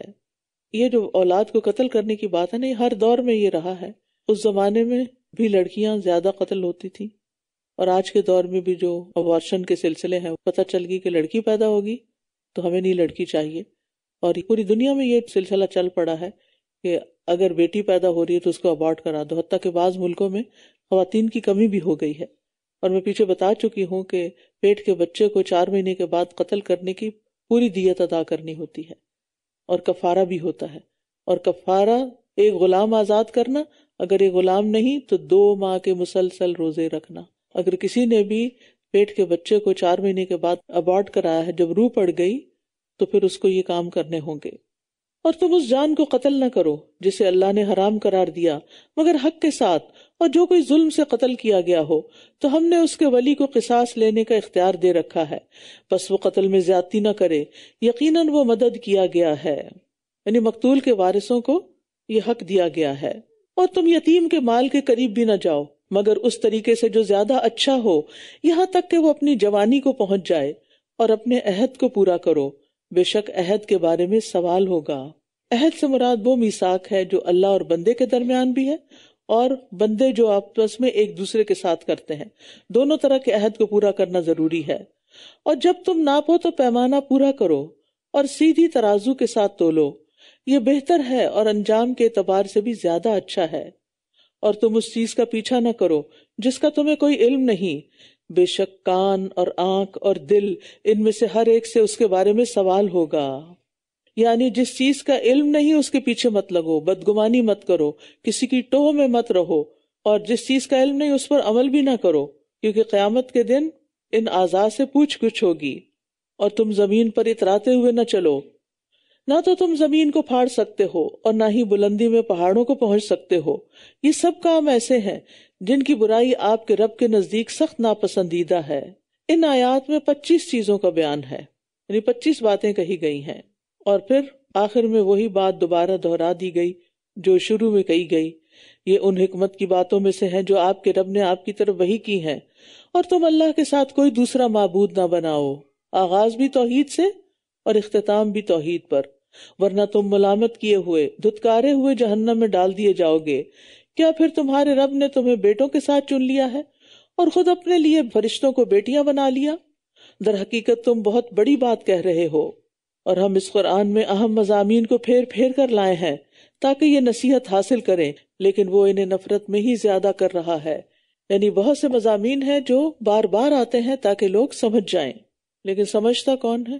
جو غور سے سنتا ہے۔ اور غور سے کون سنتا ہے؟ جس کو اس بات میں دلچسپی ہوتی ہے۔ کہہ دیجئے اگر اس کے ساتھ اور معبود بھی ہوتے جیسا کہ یہ کہتے ہیں، تب یہ عرش والے کی طرف ضرور کوئی راستہ تلاش کر لیتے، لیکن کوئی مخلوق آج تک عرش تک نہیں پہنچی۔ آسمان تک نہیں پہنچی تو عرش تو بہت ہی دور ہے۔ وہ پاک ہے اور بہت بلند اس سے جو یہ کہتے ہیں، بہت ہی بلند۔ یعنی مشرکین جو اللہ کے ساتھ کوئی معبود بناتے ہیں یا فرشتوں کو اللہ کی بیٹیاں کہتے ہیں، اللہ تعالیٰ ان سب باتوں سے بہت ابو ہے، بلند ہے، عالی ہے۔ تسبح لہ السماوات السبع، 7 آسمان اور زمین اور جو بھی ان میں ہیں اسی کی تسبیح کر رہے ہیں۔ آپ غور کیجئے، آپ واک کرنے کو جائیے اور ہر درخت اور ٹہنی اور پتے کو دیکھتے ہوئے سوچئے یہ سب تسبیح میں مشغول ہیں۔ تسبح لہ السماوات السبع والارض ومن فیہن، اور کوئی بھی چیز ایسی نہیں جو اس کی حمد کے ساتھ تسبیح نہ کر رہی ہو، لیکن تم ان کی تسبیح کو نہیں سمجھتے۔ بے شک وہ بہت حلم والا، بہت بخشنے والا ہے۔ اور جب آپ قرآن پڑھتے ہیں تو ہم آپ کے اور ان لوگوں کے درمیان جو آخرت پر ایمان نہیں رکھتے ایک مخفی پردہ ڈال دیتے ہیں۔ یہ کس لیے؟ آپ کی حفاظت کے لیے، نبی صلی اللہ علیہ وسلم کی۔ جیسے وہ ابو لہب کی بیوی آئی تھی نا، بڑے جوش سے ہاتھ میں پتھر پکڑ کے، اور کہہ رہی تھی مزممن ابینا و امرہ اسینا و دینہ قلینا، ہم مزمم کو نہیں مانتے، اس کے حکم کی اطاعت نہیں کرتے اور اس کے دین سے دشمنی رکھتے ہیں۔ تو رسول اللہ صلی اللہ علیہ وسلم خانہ کعبہ میں بیٹھے ہوئے تھے، ابو بکر رضی اللہ عنہ آپ کے ساتھ تھے۔ ابو بکر رضی اللہ عنہ نے کہا یا رسول اللہ، یہ ایک عورت آ رہی ہے، مجھے خوف ہے کہ وہ آپ کو دیکھ لے گی۔ آپ نے فرمایا یہ مجھے ہرگز نہیں دیکھے گی، اور آپ نے اس سے بچنے کے لیے قرآن کی چند آیتیں پڑھی۔ ان میں سے ایک آیت یہ بھی تھی وَإِذَا قَرَأْتَ الْقُرْآنَ جَعَلْنَا بَيْنَكَ وَبَيْنَ الَّذِينَ لَا يُؤْمِنُونَ بِالْآخِرَةِ حِجَابًا مَسْتُورًا۔ اگر آپ کو خوف ہو کسی کی نظر سے بچنے کے لیے یا جنات کی نظر سے بچنے کے لیے، اگر آپ کے دل میں کوئی پریشانی ہو تو آپ اپنے لیے بھی پڑھ سکتے ہیں یہ، کیونکہ نبی صلی اللہ علیہ وسلم سے پڑھنا ثابت ہے یہ۔ اور ہم نے ان کے دلوں پر پردے ڈال دیے ہیں کہ یہ اسے سمجھ نہ سکیں، اور ان کے کانوں میں بوجھ ہے، اور جب آپ قرآن میں اپنے رب کا اکیلے اسی کا ذکر کرتے ہیں تو یہ نفرت سے اپنی پشتوں پر پھر جاتے ہیں، واپس پلٹ جاتے، سننا بھی نہیں چاہتے۔ ہم خوب جانتے ہیں اسے جو وہ غور سے سنتے ہیں، جب یہ آپ کی طرف کان لگاتے ہیں، اور جب یہ سرگوشیاں کرتے ہیں، جب یہ ظالم لوگ کہتے ہیں کہ تم تو ایک سحر زدہ آدمی کی پیروی کر رہے ہو۔ یعنی ہم سب جانتے ہیں، لہٰذا یہ ہماری پکڑ سے بچ نہیں سکتے۔ دیکھیے انہوں نے آپ کے لیے کس طرح کی مثالیں بیان کی ہیں، بس یہ بھٹک گئے ہیں، لہٰذا یہ کسی راستے کی طرف جانے کی استطاعت نہیں رکھتے۔ یعنی جب وہ ایک بات پر قائم ہی نہیں تو کیسے وہ خود ہدایت پا سکتے ہیں؟ کیونکہ کبھی وہ کہتے ہیں آپ پر کسی نے جادو کر دیا ہے، کبھی کہتے ہیں شاعر ہیں، کبھی کہتے ہیں کاہن ہیں، کبھی مجنون ہیں، ان کی اپنی باتیں کنٹراڈکٹری ہیں، اور یہ سب کچھ اس لیے کہتے ہیں کہ دوسروں کو ہدایت سے روک سکیں۔ وَقَالُوا أَإِذَا كُنَّا عِظَامًا وَرُفَاتًا أَإِنَّا لَمَبْعُوثُونَ خَلْقًا جَدِيدًا، اور انہوں نے کہا جب ہم ہڈیاں اور چورا چورا ہو جائیں گے تو کیا ہم واقعی نئے سرے سے پیدا کر کے دوبارہ اٹھائے جائیں گے؟ قُلْ كُونُوا حِجَارَةً أَوْ حَدِيدًا، آپ کہہ دیجئے خواہ تم پتھر بن جاؤ یا لوہا، یعنی تم جس مرضی مخلوق میں بدل جاؤ، اللہ تمہیں دوبارہ زندہ کرنے پر پوری طرح قادر ہے۔ یا کوئی اور مخلوق جو تمہارے سینوں میں اس سے بھی بڑی ہو، تو عنقریب یہ ضرور کہیں گے کون ہمیں دوبارہ لوٹائے گا؟ کہہ دیجئے وہی جس نے تمہیں پہلی بار پیدا کیا، پھر ضرور یہ آپ کے سامنے اپنے سر ہلائیں گے اور کہیں گے کہ کب ہوگا وہ، یعنی وہ وعدہ کب پورا ہوگا؟ کہہ دیجئے ہو سکتا ہے کہ وہ قریب ہی ہو، کیونکہ دوسری بار پیدا کرنا تو کچھ مشکل نہیں، پہلی بار پیدا کرنا زیادہ مشکل ہے۔ جس دن وہ تمہیں پکارے گا تو تم اس کی حمد کرتے ہوئے جواب دو گے، اور تمہیں یقین آ جائے گا کہ تم دنیا میں بہت تھوڑا ٹھہرے تھے، یعنی وہاں پر کوئی بھی پھر سرتابی نہیں کر سکے گا اللہ کے حکم سے۔ وَقُلْ لِعِبَادِي يَقُولُ الَّتِي هِيَ أَحْسَنُ إِنَّ الشَّيْطَانَ يَنزَغُ بَيْنَهُمْ إِنَّ الشَّيْطَانَ كَانَ لِلْإِنسَانِ عَدُوًّا مُبِينًا، اور میرے بندوں سے کہہ دیجئے کہ وہ ایسی بات کہا کریں جو سب سے اچھی ہو، بے شک شیطان ان کے درمیان فساد ڈلواتا ہے، در حقیقت شیطان انسان کا کھلا دشمن ہے۔ سورۃ بقرہ میں اللہ تعالیٰ نے بنی اسرائیل سے جو عہد دیے تھے ان میں حکم دیا تھا وَقُولُوا لِلنَّاسِ حُسْنًا، لوگوں کے لیے اچھی بات کہو۔ یہاں ہماری امت کو کیا حکم دیا جا رہا ہے؟ یقول التی ہی احسن، سب سے اچھی بات کہو، صرف حسنہ نہیں احسن بھی۔ یہ نہیں بتایا کہ کس سے، تو اس سے پتہ چلتا ہے مسلم ہو یا کافر ہو، دوست ہو یا دشمن ہو، اپنا ہو یا پرایا ہو، سب سے بہت اچھی طرح بات کرو۔ اگر ہم صرف اس حکم پر بھی عمل کرنا شروع کر دیں تو کیا ہوگا؟ سارے جھگڑے ختم ہو جائیں گے۔ لیکن احسن بات کرنے سے پہلے انسان کو اچھی طرح غور کرنا ہوگا کہ کیا بات اچھی اور کیا نہیں، اور جب اچھی بات نہیں کرتے تو یہاں اس کا نقصان بتایا گیا ہے کہ شیطان ایسی بات پر پھر آپس میں جھگڑا اور دشمنی ڈال دیتا ہے۔ ہسبینڈ وائف ہوں یا بہن بھائی ہوں، رشتہ دار ہوں یا دوست ہوں، آپس میں لڑائیاں، فساد اور جھگڑے شروع ہو جاتے ہیں۔ لیکن دوسری طرف اگر احسن بات ہو اور احسن رویہ ہو تو دشمن بھی دوست بن جاتا ہے۔ اب آپ خود سوچئے، آپ میں کیا یہ صلاحیت ہے کہ دشمن کو دوست بنا سکے؟ جب آپ کو پتہ چلتا ہے کہ کوئی شخص آپ کا خیر خواہ نہیں ہے تو آپ اس کے ساتھ کیا کرتے ہیں؟ مجھے پتہ چل گیا کہ تم میرے لیے اچھا نہیں سوچتے، تانا شانہ دیتے ہیں؟ نہیں، ایسا کرنے سے وہ اچھا دوست نہیں بن سکتا۔ اس کی دشمنی دوستی میں جب بدلے گی جب آپ اس کے ساتھ اچھے سے بات کریں گے۔ عام طور پر ہمیں اپنا کوئی حق لینا ہوتا ہے یا اپنی کوئی بات منوانی ہوتی ہے، ایک دم ہم ہائپر ہو جاتے ہیں اور پھر جو ہمارے دل میں آتا بولنا شروع کر دیتے ہیں۔ اس سے نقصان کیا ہوتا ہے کہ دوسرا شخص بعض اوقات اگر آپ سے زیادہ طاقتور ہے تو پہلے سے بھی زیادہ نقصان دیتا ہے، اور اگر آپ پولائٹلی بات کریں، آرام سے بات کریں تو دوسرا کنسیڈر کرے گا، اس کے دل میں آپ کی ہمدردی پیدا ہوگی۔ تمہارا رب خوب جانتا ہے، اگر وہ چاہے تو تم پر رحم فرما دے، اور اگر وہ چاہے تو تمہیں عذاب دے، اور ہم نے آپ کو ان پر ذمہ دار بنا کر نہیں بھیجا، اور جو بھی آسمانوں اور زمین میں ہیں آپ کا رب انہیں خوب جانتا ہے۔ بے شک ہم نے بعض نبیوں کو بعض پر فضیلت دی ہے، اور ہم نے داؤد کو زبور عطا کی۔ داؤد علیہ السلام بھی اللہ کے ایک بڑے ہی چنے ہوئے بندے تھے۔ کہہ دیجئے جنہیں تم اس کے سوا معبود سمجھتے ہو انہیں پکار دیکھو، نہ تو وہ تم سے تکلیف دور کرنے کے مالک ہیں اور نہ ہی وہ اس کو بدل سکتے ہیں۔ جنہیں یہ لوگ پکارتے ہیں وہ تو خود اپنے رب کی طرف وسیلہ تلاش کرتے ہیں کہ ان میں سے کون اللہ کے زیادہ قریب ہو جائے، اور وہ اس کی رحمت کی امید رکھتے ہیں اور اس کے عذاب سے ڈرتے ہیں، بے شک آپ کے رب کا عذاب ڈرنے کی چیز ہے۔ یعنی یہ مشرکین جن ہستیوں کے ذریعے اللہ کا قرب چاہتے ہیں، ان کو وسیلہ بنانا چاہتے ہیں، وہ سب تو خود اللہ کی رحمت کے امیدوار ہیں۔ مشرکین کن کن کو پکارتے تھے؟ فرشتوں کو، انبیاء کو، صلحاء کو۔ تو فرشتے خود تقرب چاہتے ہیں، انبیاء خود اللہ کا تقرب چاہتے ہیں، اور نیک لوگ بھی ہمیشہ اللہ کے آگے عاجزی سے جھکے ہوئے ہوتے ہیں۔ تو جو خود اللہ کے آگے جھکے ہوئے ہیں، ان سے مانگنے کی بجائے تم بھی اللہ کے آگے جھک جاؤ تاکہ تمہاری بھی سنی جائے۔ یعنی ان سے مانگنے کا کیا فائدہ؟ ان سے مانگنے کا فائدہ نہیں، کیونکہ وہ تو خود مانگ رہے ہیں۔ اور کوئی بستی ایسی نہیں جسے ہم قیامت سے پہلے ہلاک نہ کر دیں یا اسے سخت عذاب میں مبتلا نہ کر دیں، یہ بات کتاب میں لکھی ہوئی ہے۔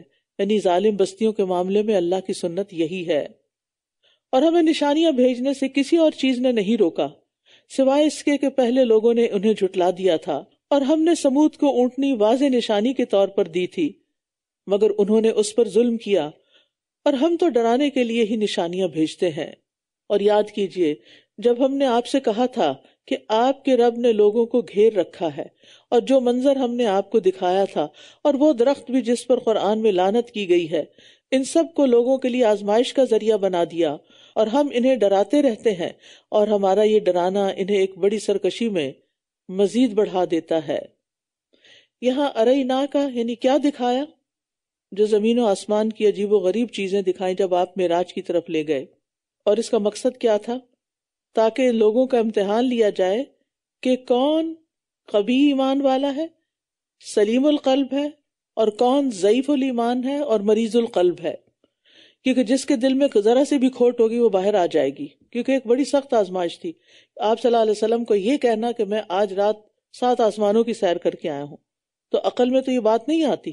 اس لیے یہاں پر یہ بتایا گیا کہ کچھ لوگ آزمائش میں کامیاب ہو گئے اور کچھ ناکام ہوئے، اور آج بھی بہت سے لوگوں کو اس پر شک رہتا ہے۔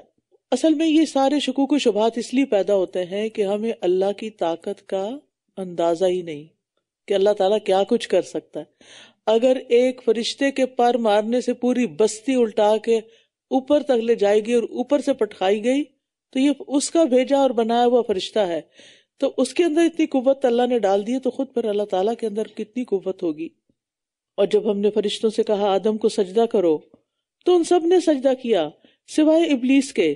اس نے کہا کیا میں اس کو سجدہ کروں جسے تو نے مٹی سے پیدا کیا؟ کہنے لگا کیا تو نے دیکھا جسے تو نے مجھ پر عزت دی ہے؟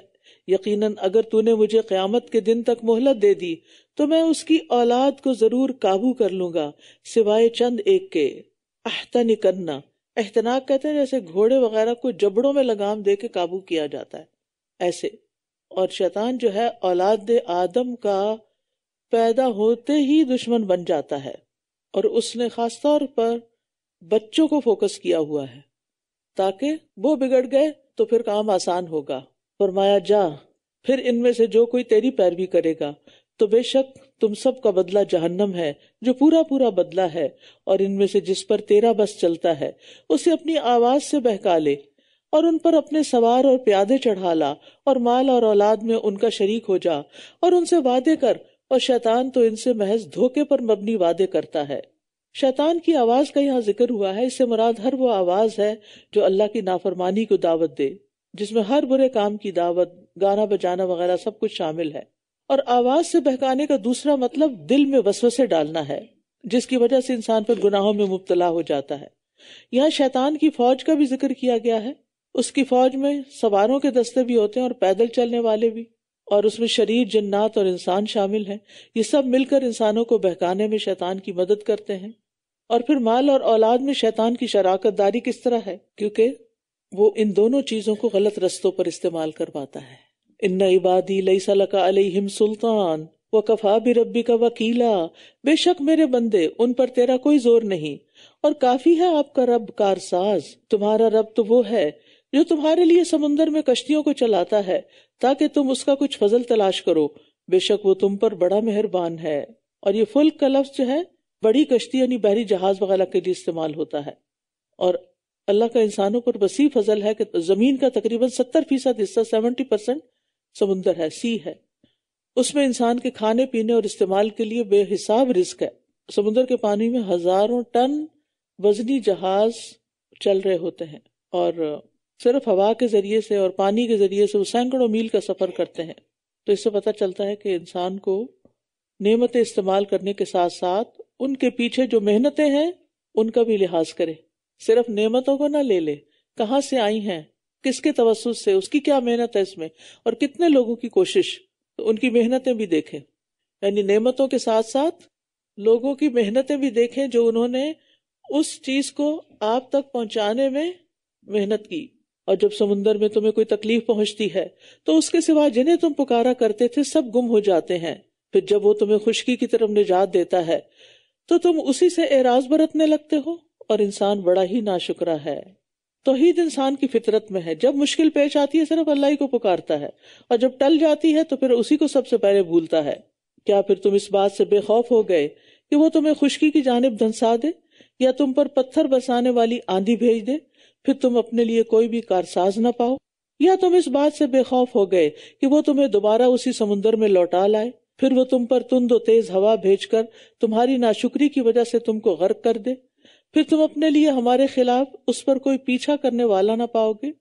اور یقیناً ہم نے بنی آدم کو بہت عزت بخشی، اور ہم نے انہیں خشکی اور سمندر میں سوار کیا، اور ہم نے انہیں پاکیزہ چیزوں سے رزق عطا کیا، اور ہم نے انہیں اپنی بہت سی مخلوقات پر نمایاں فضیلت عطا کی. تو اللہ نے عزت اور شرف بھی بخشا اور نعمتیں بھی بخشی، اور تمام مخلوق کے مقابلے میں افضل قرار دیا. یوم ندعو کل اناس بامامہم، جس دن ہم سب لوگوں کو ان کے امام یعنی اعمال نامے کے ساتھ بلائیں گے.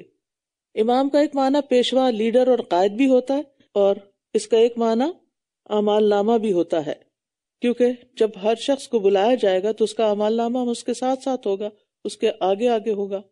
تو جو کوئی اپنی کتاب اپنے دائیں ہاتھ میں دیا گیا تو یہ لوگ اپنی کتاب پڑھیں گے، اور یہ کھجور کی گٹلی کے دھاگے کے برابر بھی ظلم نہ کیے جائیں گے. اور جو کوئی اس دنیا میں اندھا بنا رہا تو وہ آخرت میں بھی اندھا ہوگا. استغفر اللہ. یعنی جس نے دنیا میں ہدایت کو نہ پایا، آخرت میں اس کو کچھ سمجھ نہیں آئے گی، اور راستے سے سب سے زیادہ بھٹکا ہوا. تو اللہ تعالیٰ دنیا میں ہی ہمیں سمجھنے، سوچنے اور دیکھنے اور عمل کرنے کی توفیق عطا فرمائے، کیونکہ آخرت کا عذاب تو بہت بڑا ہے. اور بے شک یہ قریب ہی تھے کہ ضرور آپ کو اس سے فتنے میں ڈال دیں جو ہم نے آپ کی طرف وحی کی، تاکہ آپ ہم پر اس وحی کے علاوہ کچھ اور گھڑ لائیں، اور تب یہ ضرور آپ کو دلی دوست بنا لیتے. فتنہ کا معنی آپ کو معلوم ہے نا، کہ سونے کو کھوٹا کھرا معلوم کرنے کے لیے آگ میں ڈالنا، اور پھر بعد میں آزمائش وغیرہ کے معنوں میں استعمال ہوا. تو مراد اس سے یہ ہے کہ یہ لوگ پوری کوشش کر رہے ہیں، کبھی فریب کاریوں سے، کبھی لالچ، کبھی دھمکیوں سے بے شمار جتن کر رہے ہیں کہ وہ آپ کو اس کام سے روک دیں. وَلَوْلَا أَن ثَبَّتْنَاكَ لَقَدْ كِدتَّ تَرْكَنُ إِلَيْهِمْ شَيْئًا قَلِيلًا، اور اگر ہم آپ کو ثابت قدم نہ رکھتے تو قریب تھا کہ آپ ان کی طرف کچھ مائل ہو ہی جاتے. تو دین پر ثابت قدمی اللہ ہی عطا کرتا ہے. نبی صلی اللہ علیہ وسلم فطرت سلیم پر تھے، لیکن یہ ہے کہ اگر اللہ کا خاص فضل نہ ہوتا تو پھر آپ ان کی طرف مائل ہو جاتے ہیں، کیونکہ آپ ہر ایک کے ہمدرد تھے نا. اسی لیے آپ یہ دعا مانگا کرتے تھے، یا مقلب القلوب ثبت قلبی علی دینک. تو جس کو بھی اپنے اور اپنے بچوں کے دین ایمان کی فکر ہے اس کو یہ دعا ضرور پڑھنی چاہیے. تب یقیناً ہم آپ کو دگنا زندگی کا اور دگنا موت کا عذاب چکھاتے، پھر آپ اپنے لیے ہمارے مقابل کوئی مددگار نہ پاتے. اور یہ قریب ہی تھے کہ اس زمین میں یعنی مکہ سے آپ کے قدم اکھاڑ دیں، تاکہ یہ آپ کو یہاں سے نکال دیں، اور تب یہ آپ کے بعد خود بھی تھوڑی دیر ہی ٹھہریں گے. اور پھر ہوا بھی یہی. جب آپ صلی اللہ علیہ وسلم ہجرت کر کے چلے گئے تو 1.5 سال بعد ان کے بڑے بڑے سردار بدر میں مارے گئے. آپ کی بددعا سے مکہ والے قحط اور خوف کا شکار ہوئے، حتیٰ کہ 8 ہجری میں خود مکہ بھی فتح ہو گیا، اور اس سے ان کی ساری شان و شوکت ختم ہو گئی. ان رسولوں کے معاملے میں ایسا ہی طریقہ رہا ہے جنہیں ہم نے آپ سے پہلے بھیجا تھا، اور آپ ہمارے طریقے میں کوئی تبدیلی نہ پائیں گے. اقیم الصلاۃ لدلوک الشمس الی غسق اللیل، سورج کے ڈھلنے سے رات کے اندھیرے تک نماز قائم کیجیے، اور فجر کی نماز کا قرآن بھی، بے شک فجر کے وقت قرآن پڑھنے کی گواہی دی جاتی ہے. یاد رکھیے اعمال میں سب سے افضل اعمال ہے، کیونکہ اس میں کلمہ اسلام کے بعد باقی جتنی عبادات ہیں وہ ساری اس میں شامل ہو جاتی ہیں. مثلا زکوٰۃ اس طرح کے مالی منفعت کی قربانی کی ہے، بغیر آدمی نماز کے لیے جا ہی نہیں سکتا، کبھی جاب سے اٹھنا پڑتا ہے، کبھی بزنس بند کرنا پڑتا ہے۔ روزہ اس طرح کے جتنی پابندیاں روزے میں وہ ساری نماز کے اندر ہوتی ہیں۔ کلمہ تشہد جسے پڑھ کر انسان مسلمان ہوتا ہے وہ بھی نماز کے اندر شامل ہے۔ تو بہرحال نماز کیا ہے؟ ساری دنیا سے تعلق کاٹ کر صرف اللہ سے تعلق قائم کرنا، یہ ہے نماز۔ یاد رہے گا، تمام دنیا سے تعلق کاٹ کر، جان مال اولاد پسندیدہ خواہشات ان سب سے تعلق کاٹ کر صرف اور صرف اللہ سے تعلق قائم کر لینا، یہ نماز کہلاتی ہے۔ اور اس آیت میں اور اس کے علاوہ کچھ اور آیت میں 5 اوقات جو نماز کے وہ بھی بتا دیے گئے ہیں، اور رات کے کچھ حصے میں بھی اس کے ساتھ تہجد ادا کیجیے، یہ آپ کے لیے زائد عبادت ہے۔ امید ہے کہ آپ کا رب آپ کو مقام محمود پر فائز کرے گا، یہ سب سے اونچا مقام ہے جو نبی صلی اللہ علیہ وسلم کو ہی ملے گا۔ اور آپ کہا کیجئے، اے میرے رب مجھے جہاں داخل فرما سچائی کے ساتھ داخل فرما، اور جہاں سے نکال سچائی کے ساتھ نکال، اور میرے لیے اپنے پاس سے ایک مددگار قوت عطا فرما۔ اور کہہ دیجئے کہ حق آ گیا اور باطل مٹ گیا، بے شک باطل مٹنے ہی والا تھا۔ وَنُنَزِّلُ مِنَ الْقُرْآنِ مَا هُوَ شِفَاءٌ وَرَحْمَةٌ وَرَحْمَةٌ لِّلْمُؤْمِنِينَ وَلَا يَزِيدُ الظَّالِمِينَ إِلَّا خَسَارًا، اور ہم قرآن میں سے جو نازل کر رہے ہیں وہ مومنوں کے لیے تو شفا اور رحمت ہے، اور ظالموں کو تو وہ خسارے ہی میں بڑھاتا ہے۔ یعنی شفا قلبی اور روحانی امراض کے لیے، کفر اور نفاق کے لیے، شکوک و شبہات کے لیے، جہالت کے لیے، شرک کے لیے۔ تو انسان جسمانی اور روحانی دونوں بیماریوں سے شفا پاتا ہے قرآن کے ذریعے۔ رسول اللہ صلی اللہ علیہ وسلم ایک مرتبہ حضرت عائشہ کے پاس تشریف لائے تو دیکھا کہ ایک عورت ان کا علاج کر رہی ہے یا ان کو دم کر رہی ہے، تو آپ نے فرمایا کتاب اللہ کے ساتھ اس کا علاج کرو۔ یہ بات کافی ہونی چاہیے بطور دلیل کہ قرآن کے کسی حصے سے بھی علاج کیا جا سکتا ہے، کوئی وظیفہ بتایا جا سکتا ہے۔ یعنی بیمار شخص کو اللہ تعالیٰ کا وعدہ ہے کہ قرآن کے ذریعے شفا دے گا، جو مفہوم نکل رہا ہے۔ اور جب ہم انسان پر انعام کرتے ہیں تو وہ اعراض برتتا ہے اور اپنا پہلو بچاتا ہے، اور جب اسے کوئی تکلیف پہنچتی ہے تو وہ بہت مایوس ہو جاتا ہے۔ یہ ہے انسان کا حال، نعمتیں ملی تو نظریں نہیں ملاتا، اور تکلیف آئی تو بس پھر مایوس گر پڑتا ہے وہیں۔ ایسے ہی جیسے کوئی کھلاڑی ریس میں دوڑ رہے ہوتے ہیں نا، تو آپ نے دیکھا ہوگا کہ جب وہ اینڈ پہ پہنچتے ہیں چاہے وہ مقابلہ جیت جائیں، پھر اس کے بعد کیا ہوتے ہیں، وہیں گر پڑتے ہیں اور تیز تیز سانس لیتے ہیں کیونکہ ایگزاسٹ ہو چکے ہیں۔ کچھ انسان تکلیفوں اور آزمائشوں میں اتنے ایگزاسٹ ہوتے ہیں کہ مایوس ہو جاتے ہیں، اور پھر ہر چیز سے دل اٹھ جاتا ہے ان کا، کوئی کام کاج نہیں کرتے۔ تو اس میں محتاط ہونے کی ضرورت ہے۔ کبھی بھی تھوڑی دیر کے لیے یا زیادہ دیر کے لیے یا مستقل طور پر اگر آپ کو ڈپریشن کا پرابلم ہے، انگزائٹی ہونے لگتی ہے یا کوئی ایسی گھبراہٹ طاری ہو جاتی ہے، تو اپنی ساری دن بھر کی روٹین پہ غور کریں، اپنے سونے جاگنے کے اوقات کو دیکھیں، کیونکہ اس کے پیچھے بہت سے فیکٹرز ہوتے ہیں، اور اگر آپ کی روٹین درست نہیں تو آپ کے ساتھ یہ ضرور ہوگا۔ جیسے ابھی ہم نے پڑھا نا، رات اللہ نے آرام کے لیے بنائی، اور آپ راتوں کو جاگ رہے ہیں سوتے ہی نہیں ہیں، تو اس کا امپیکٹ کہیں تو آنا ہے۔ جب انسان جوان ہوتا ہے تو کچھ چیزیں سہ جاتا ہے، لیکن جو ہی ذرا سا بڑھاپے کی طرف قدم ہی رکھتا ہے تو زندگی میں بہت مشکل ہو جاتی ہے۔ تو مایوسی کا علاج پھر کیا ہے؟ اگر کوئی آپ کو بتائے مجھے بہت ڈپریشن ہو رہا ہے، انگزائٹی ہو رہی، فلاں ہو رہا ہے، آپ اس سے ایک تو روٹین پوچھیں، اور دوسرا اس سے پوچھیں کہ آپ کی زندگی میں تفریح کتنی ہے۔ آپ واک پہ جاتے ہیں، آپ کوئی کھیل کھیلتے ہیں، آپ لوگوں سے ملتے جلتے ہیں، یہ سارا وقت آپ ہیں اور اندھیرا کمرہ اور ٹیلی فون کہ اس میں جائے پناہ ڈھونڈی ہوئی ہے جبکہ وہ جائے پناہ ہے نہیں۔ تو یہ چیزیں مایوسیوں اور ڈپریشنز کو بڑھاتی چلی جا رہی ہیں۔ آپ کہہ دیجئے کہ ہر ایک اپنے اپنے طریقے پر عمل کر رہا ہے، بس تمہارا رب خوب جانتا ہے کہ راستے کے اعتبار سے کون زیادہ ہدایت یافتہ ہے۔ شاکلہ وہ طریقہ جو کسی کا ہم شکل اور حسب حال ہو، یعنی ہر شخص اپنے طریقے پر عمل کرتا ہے جو ہدایت یا گمراہی میں سے اس کے مطابق اور حسب حال ہوتا ہے۔ کوئی نیک ہے، کوئی بد ہے، کوئی درمیانہ ہے، سب ایک طریقے پر نہیں۔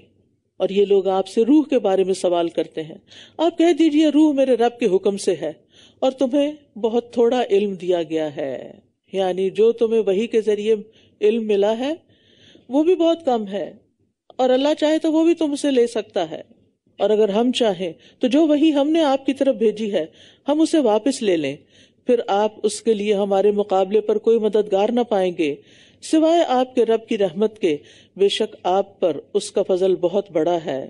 کہہ دیجئے اگر تمام انسان اور جن اس پر جمع ہو جائیں کہ وہ اس قرآن کی مانند کچھ لے آئیں تو وہ اس جیسا نہ لا سکیں گے اگرچہ وہ ایک دوسرے کے مددگار بھی بن جائیں. اور بلا شبہ ہم نے اس قرآن میں انسانوں کے لیے ہر قسم کی مثالیں پھیر پھیر کر بیان کی ہیں، مگر اکثر لوگوں نے کفر کے سوا ہر چیز کا انکار ہی کیا، اور یہ کہتے ہیں کہ ہم ہرگز آپ پر ایمان نہیں لائیں گے یہاں تک کہ آپ ہمارے لیے زمین سے ایک چشمہ نہ جاری کر دیں، یا آپ کے لیے کھجوروں اور انگور کا ایک باغ ہو، پھر آپ اس کے درمیان سے خوب نہریں جاری کر دیں، یا آپ آسمان کو ٹکڑے ٹکڑے کر کے ہم پر گرا دیں جیسا کہ آپ دعویٰ کرتے ہیں، یا آپ اللہ اور فرشتوں کو سامنے لے آئیں. سوچئے کیسے کیسے مطالبے. یا آپ کے لیے سونے کا ایک گھر ہو، یا آپ آسمان میں چڑھ جائیں. لا حول ولا قوت الا باللہ. اور ہم آپ کے چڑھنے کو بھی ہرگز نہیں مانیں گے، چڑھ بھی جائیں پھر بھی نہیں مانیں گے، یہاں تک کہ آپ ہم پر ایک کتاب اتار کے لائیں جسے ہم خود پڑھا کریں. کہہ دیجئے پاک ہے میرا رب، میں تو بس ایک بشر ہی ہوں جسے رسول بنایا گیا ہے. ساری باتوں کے جواب میں ایک بات کہ میں یہ کام نہیں کروں گا کیونکہ مجھے تو ایک بشر رسول بنایا گیا ہے، میں تو اللہ کے حکم کا تابع ہوں، میں اس کے اذن کے بغیر کچھ بھی نہیں کر سکتا. اور جب بھی لوگوں کے پاس ہدایت آئی تو انہیں ایمان لانے سے اسی بات نے روکا کہ وہ کہنے لگے کیا اللہ نے ایک انسان کو رسول بنا کر بھیجا ہے؟ آج مسلمانوں بھی ایسے لوگ ہیں جو نبی صلی اللہ علیہ وسلم کو انسان نہیں مانتے. آپ کہہ دیجئے اگر زمین میں فرشتے اطمینان کے ساتھ چلتے پھرتے ہوتے تو ہم بھی ان پر آسمان سے ایک فرشتے کو رسول بنا کر اتارتے. آپ کہہ دیجئے کہ میرے اور تمہارے درمیان اللہ ہی بطور گواہ کافی ہے، بے شک وہ اپنے بندوں کی خوب خبر رکھنے والا اور انہیں خوب دیکھنے والا ہے. اور جسے اللہ ہدایت دے تو وہی ہدایت یافتہ ہے، اور جنہیں وہ بھٹکا دے تو آپ ان کے لیے اس کے سوا ہرگز کوئی مددگار نہ پائیں گے. اور قیامت کے دن ہم انہیں ان کے چہروں کے بل اندھا اور گونگا اور بہرا بنا کر اکٹھا کریں گے. ان کا ٹھکانہ جہنم ہوگا.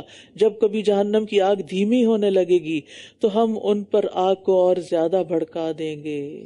اللہ ہم سب کو بچا لے اس آگ سے. یہ ہے ان کا بدلہ کیونکہ انہوں نے ہماری آیات کا انکار کیا اور کہنے لگے کیا جب ہم ہڈیاں اور چورا چورا ہو جائیں گے تو کیا واقعی ہم نئے سرے سے پیدا کر کے دوبارہ اٹھائے جائیں گے؟ کیا انہوں نے غور نہیں کیا کہ وہ اللہ جس نے آسمانوں اور زمین کو پیدا کیا وہ اس پر قادر ہے کہ ان جیسے پیدا کر دے، اور اس نے ان کے لیے ایک وقت مقرر کر رکھا ہے جس میں کوئی شک نہیں، پھر بھی ظالموں نے سوائے کفر کے انکار ہی کیا ہے. آپ کہہ دیجئے اگر میرے رب کی رحمت کے خزانوں کے مالک تم ہوتے تب تم خرچ ہونے کے ڈر سے ضرور روک رکھتے. اور انسان بڑا تھوڑ دلا ہے، یعنی تھوڑے دل والا ہے. یعنی اس بخل کا نتیجہ ہے کہ تمہیں اللہ تعالیٰ کا بھی کسی کو نعمت عطا کرنا برداشت نہیں ہوتا. اتنا چھوٹا دل ہے تمہارا. تمہیں یہ برداشت ہی نہیں ہو رہا کہ محمد صلی اللہ علیہ وسلم کو اللہ نے نبی کیوں بنا دیا، اسی لیے تم ان کی نبوت پر حسد اور بخل کرتے ہو. اور یہ دونوں ہی بہت قبیح صفات ہیں جو کسی کے اندر ہوں. اور یقیناً ہم نے موسیٰ کو 9 واضح نشانیاں دی. تو آپ بنی اسرائیل سے پوچھ لیجئے جب وہ ان کے پاس آیا تو فرعون نے اس سے کہا اے موسیٰ بے شک میں تو تمہیں سحر زدہ سمجھتا ہوں کہ تم پر کسی نے جادو کر دیا ہے. اس نے کہا تم خوب جانتے ہو کہ انہیں آسمانوں اور زمین کے رب نے واضح نشانیاں بنا کر اتارا ہے. اور اے فرعون بے شک میں تو تجھے ہلاکت زدہ سمجھتا ہوں، یعنی تیری تباہی کے دن قریب آ گئے ہیں اب. تو اس نے ارادہ کر لیا کہ انہیں اس زمین سے اکھاڑ دے، تو ہم نے اسے اور جو اس کے ساتھ تھے سب کو غرق کر دیا. یعنی فرعون کیا چالیں چل رہا تھا اور اللہ نے اس کے خلاف کیا تدبیر کی. اس سے پتہ چلتا ہے کہ حق ہی ہمیشہ غالب آتا ہے.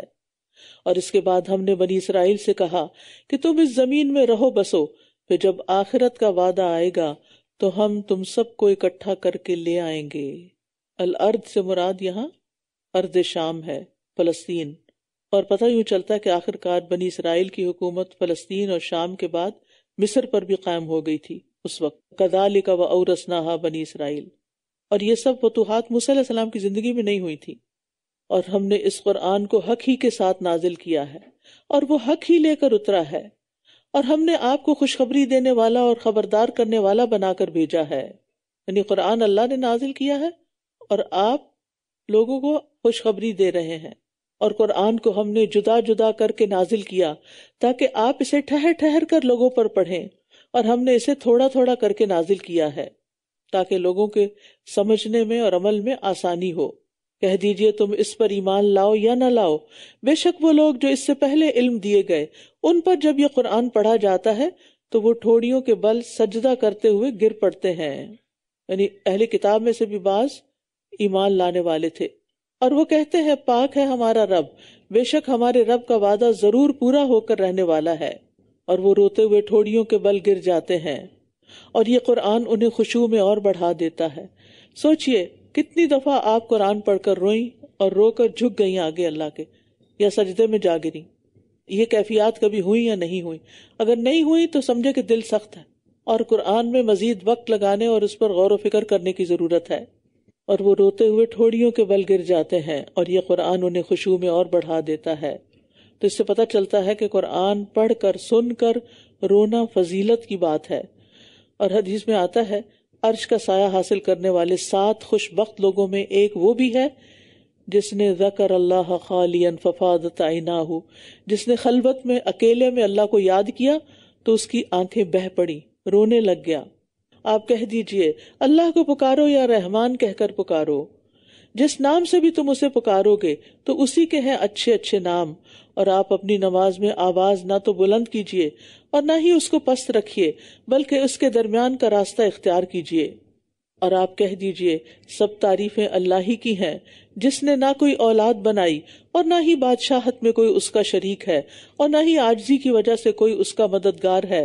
اور آپ اس کی بڑائی بیان کیجئے، خوب بڑائی بیان کرنا. تو اللہ سبحانہ وتعالی کی ہر خوبی پر تعریف ہونی چاہیے. جو بھی ہم محسوس کریں، دیکھیں، سبحان اللہ کہے بغیر نہ گزریں. اور یہاں یہ بتا دیا گیا کہ اللہ تعالیٰ ہر محتاجگی سے پاک ہے اور اللہ تعالیٰ اکیلا بادشاہ ہے، اسے کسی مددگار کی ضرورت نہیں. سورۃ الکہف. بسم اللہ الرحمن الرحیم.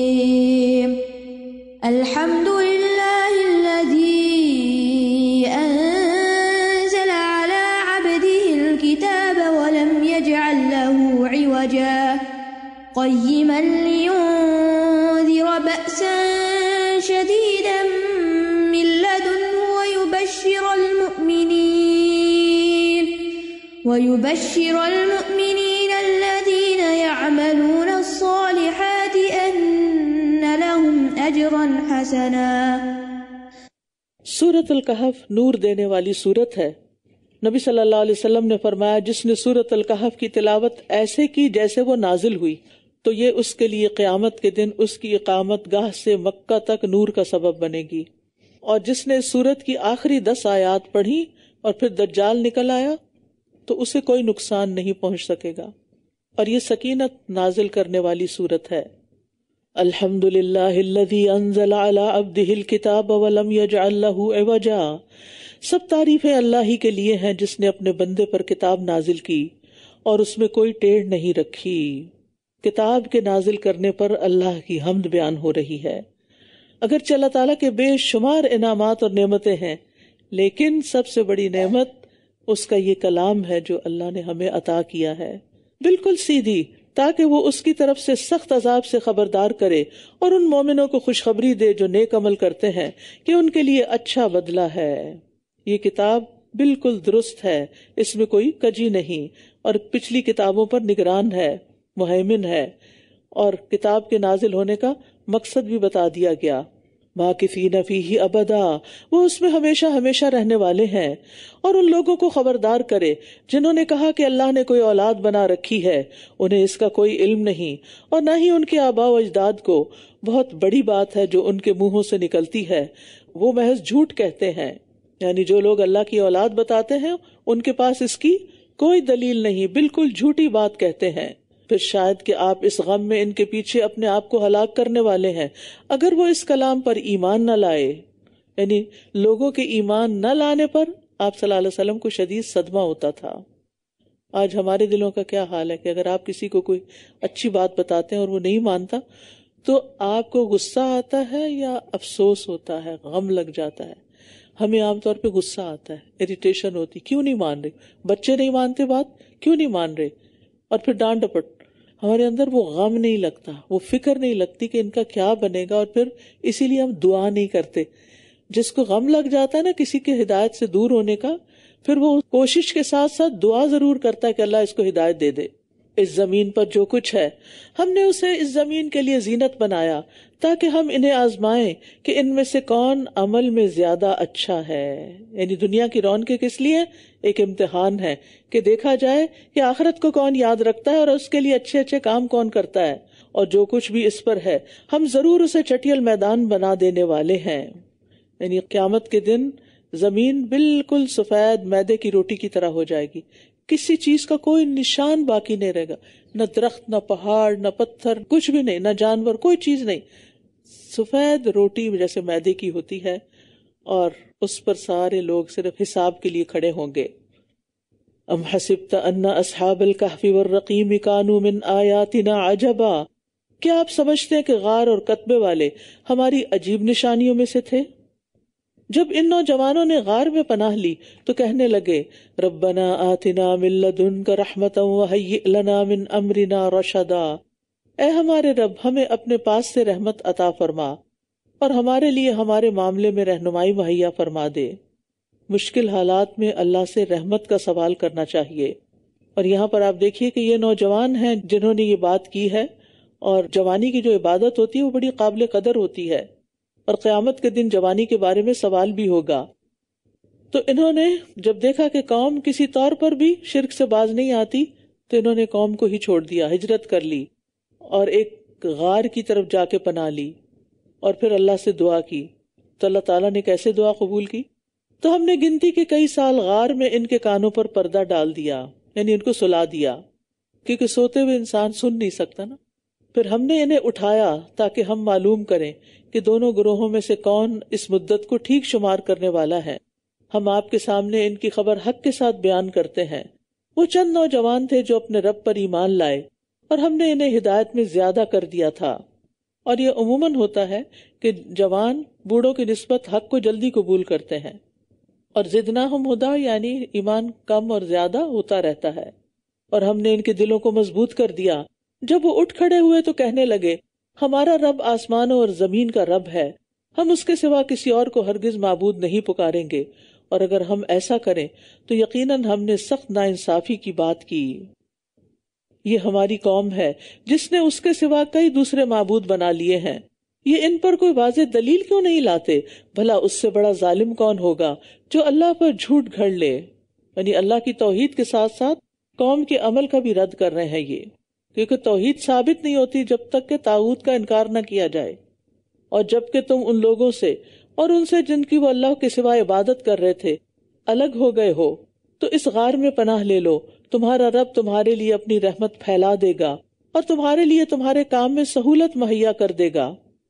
اور آپ سورج کو دیکھتے جب وہ طلوع ہوتا تو ان کے غار سے دائیں جانب کنارہ کر جاتا، اور جب غروب ہوتا تو ان کی بائیں جانب سے کترا جاتا، اور وہ اس غار کی کشادہ جگہ میں تھے. یہ اللہ کی نشانیوں میں سے ہے، جسے اللہ ہدایت دے تو وہی ہدایت پانے والا ہے، اور جسے وہ بھٹکا دے تو آپ ہرگز اس کے لیے کوئی رہنمائی کرنے والا دوست نہ پائیں گے. تو یہ غار کی کیفیت کیوں بتائی جا رہی ہے؟ اس لیے کہ اللہ نے کس طرح ان کی مدد کی، اپنی رحمت بھیجی کہ غار میں سورج کی روشنی داخل نہ ہوئی، ورنہ تو وہ سو نہ پاتے اور ان کے جسم بھی خراب ہو جاتے. اور آپ ان کو خیال کرتے کہ وہ جاگ رہے ہیں حالانکہ وہ سوئے ہوئے تھے، اور ہم ان کی کربٹیں دائیں جانب اور بائیں جانب بدلواتے رہتے تھے، اور ان کا کتا غار کی چوکٹ پر اپنے دونوں بازو پھیلائے ہوئے تھا. اگر آپ ان پر جھانکتے تو ضرور ان سے پیٹ پھیر کر بھاگ نکلتے، اور ضرور ان کے روب سے آپ میں دہشت بھر جاتی. یعنی وہ اس طرح سو رہے تھے کہ سوئے ہوئے لگ نہیں رہے تھے، اور کتا بھی دہلیز پر بیٹھا ہوا تھا. تو یاد رکھیے غار میں نہیں کتا ساتھ چلایا تھا اپنے، کتا دروازے سے باہر بیٹھا ہوا تھا دہلیز پہ. اور اسی طرح ہم نے انہیں اٹھا دیا کہ وہ آپس میں ایک دوسرے سے پوچھ گچھ کریں. ان میں سے ایک کہنے والے نے کہا تم کتنا عرصہ ٹھہرے ہو؟ انہوں نے کہا ہم ایک دن یا دن کا کچھ حصہ ٹھہرے ہوں گے.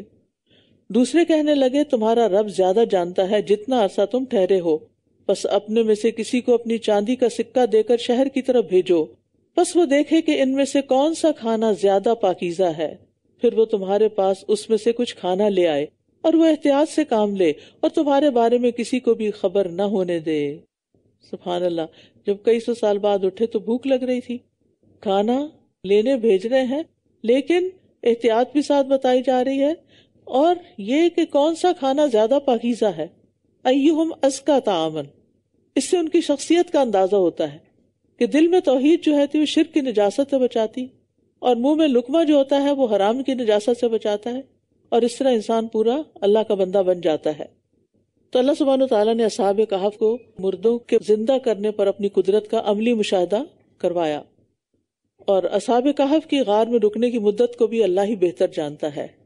اور پھر انہوں نے یہ جو بات کی، یہاں سے قرآن نصف ہو چکا ہے، وَلْيَتَلَطَّفْ،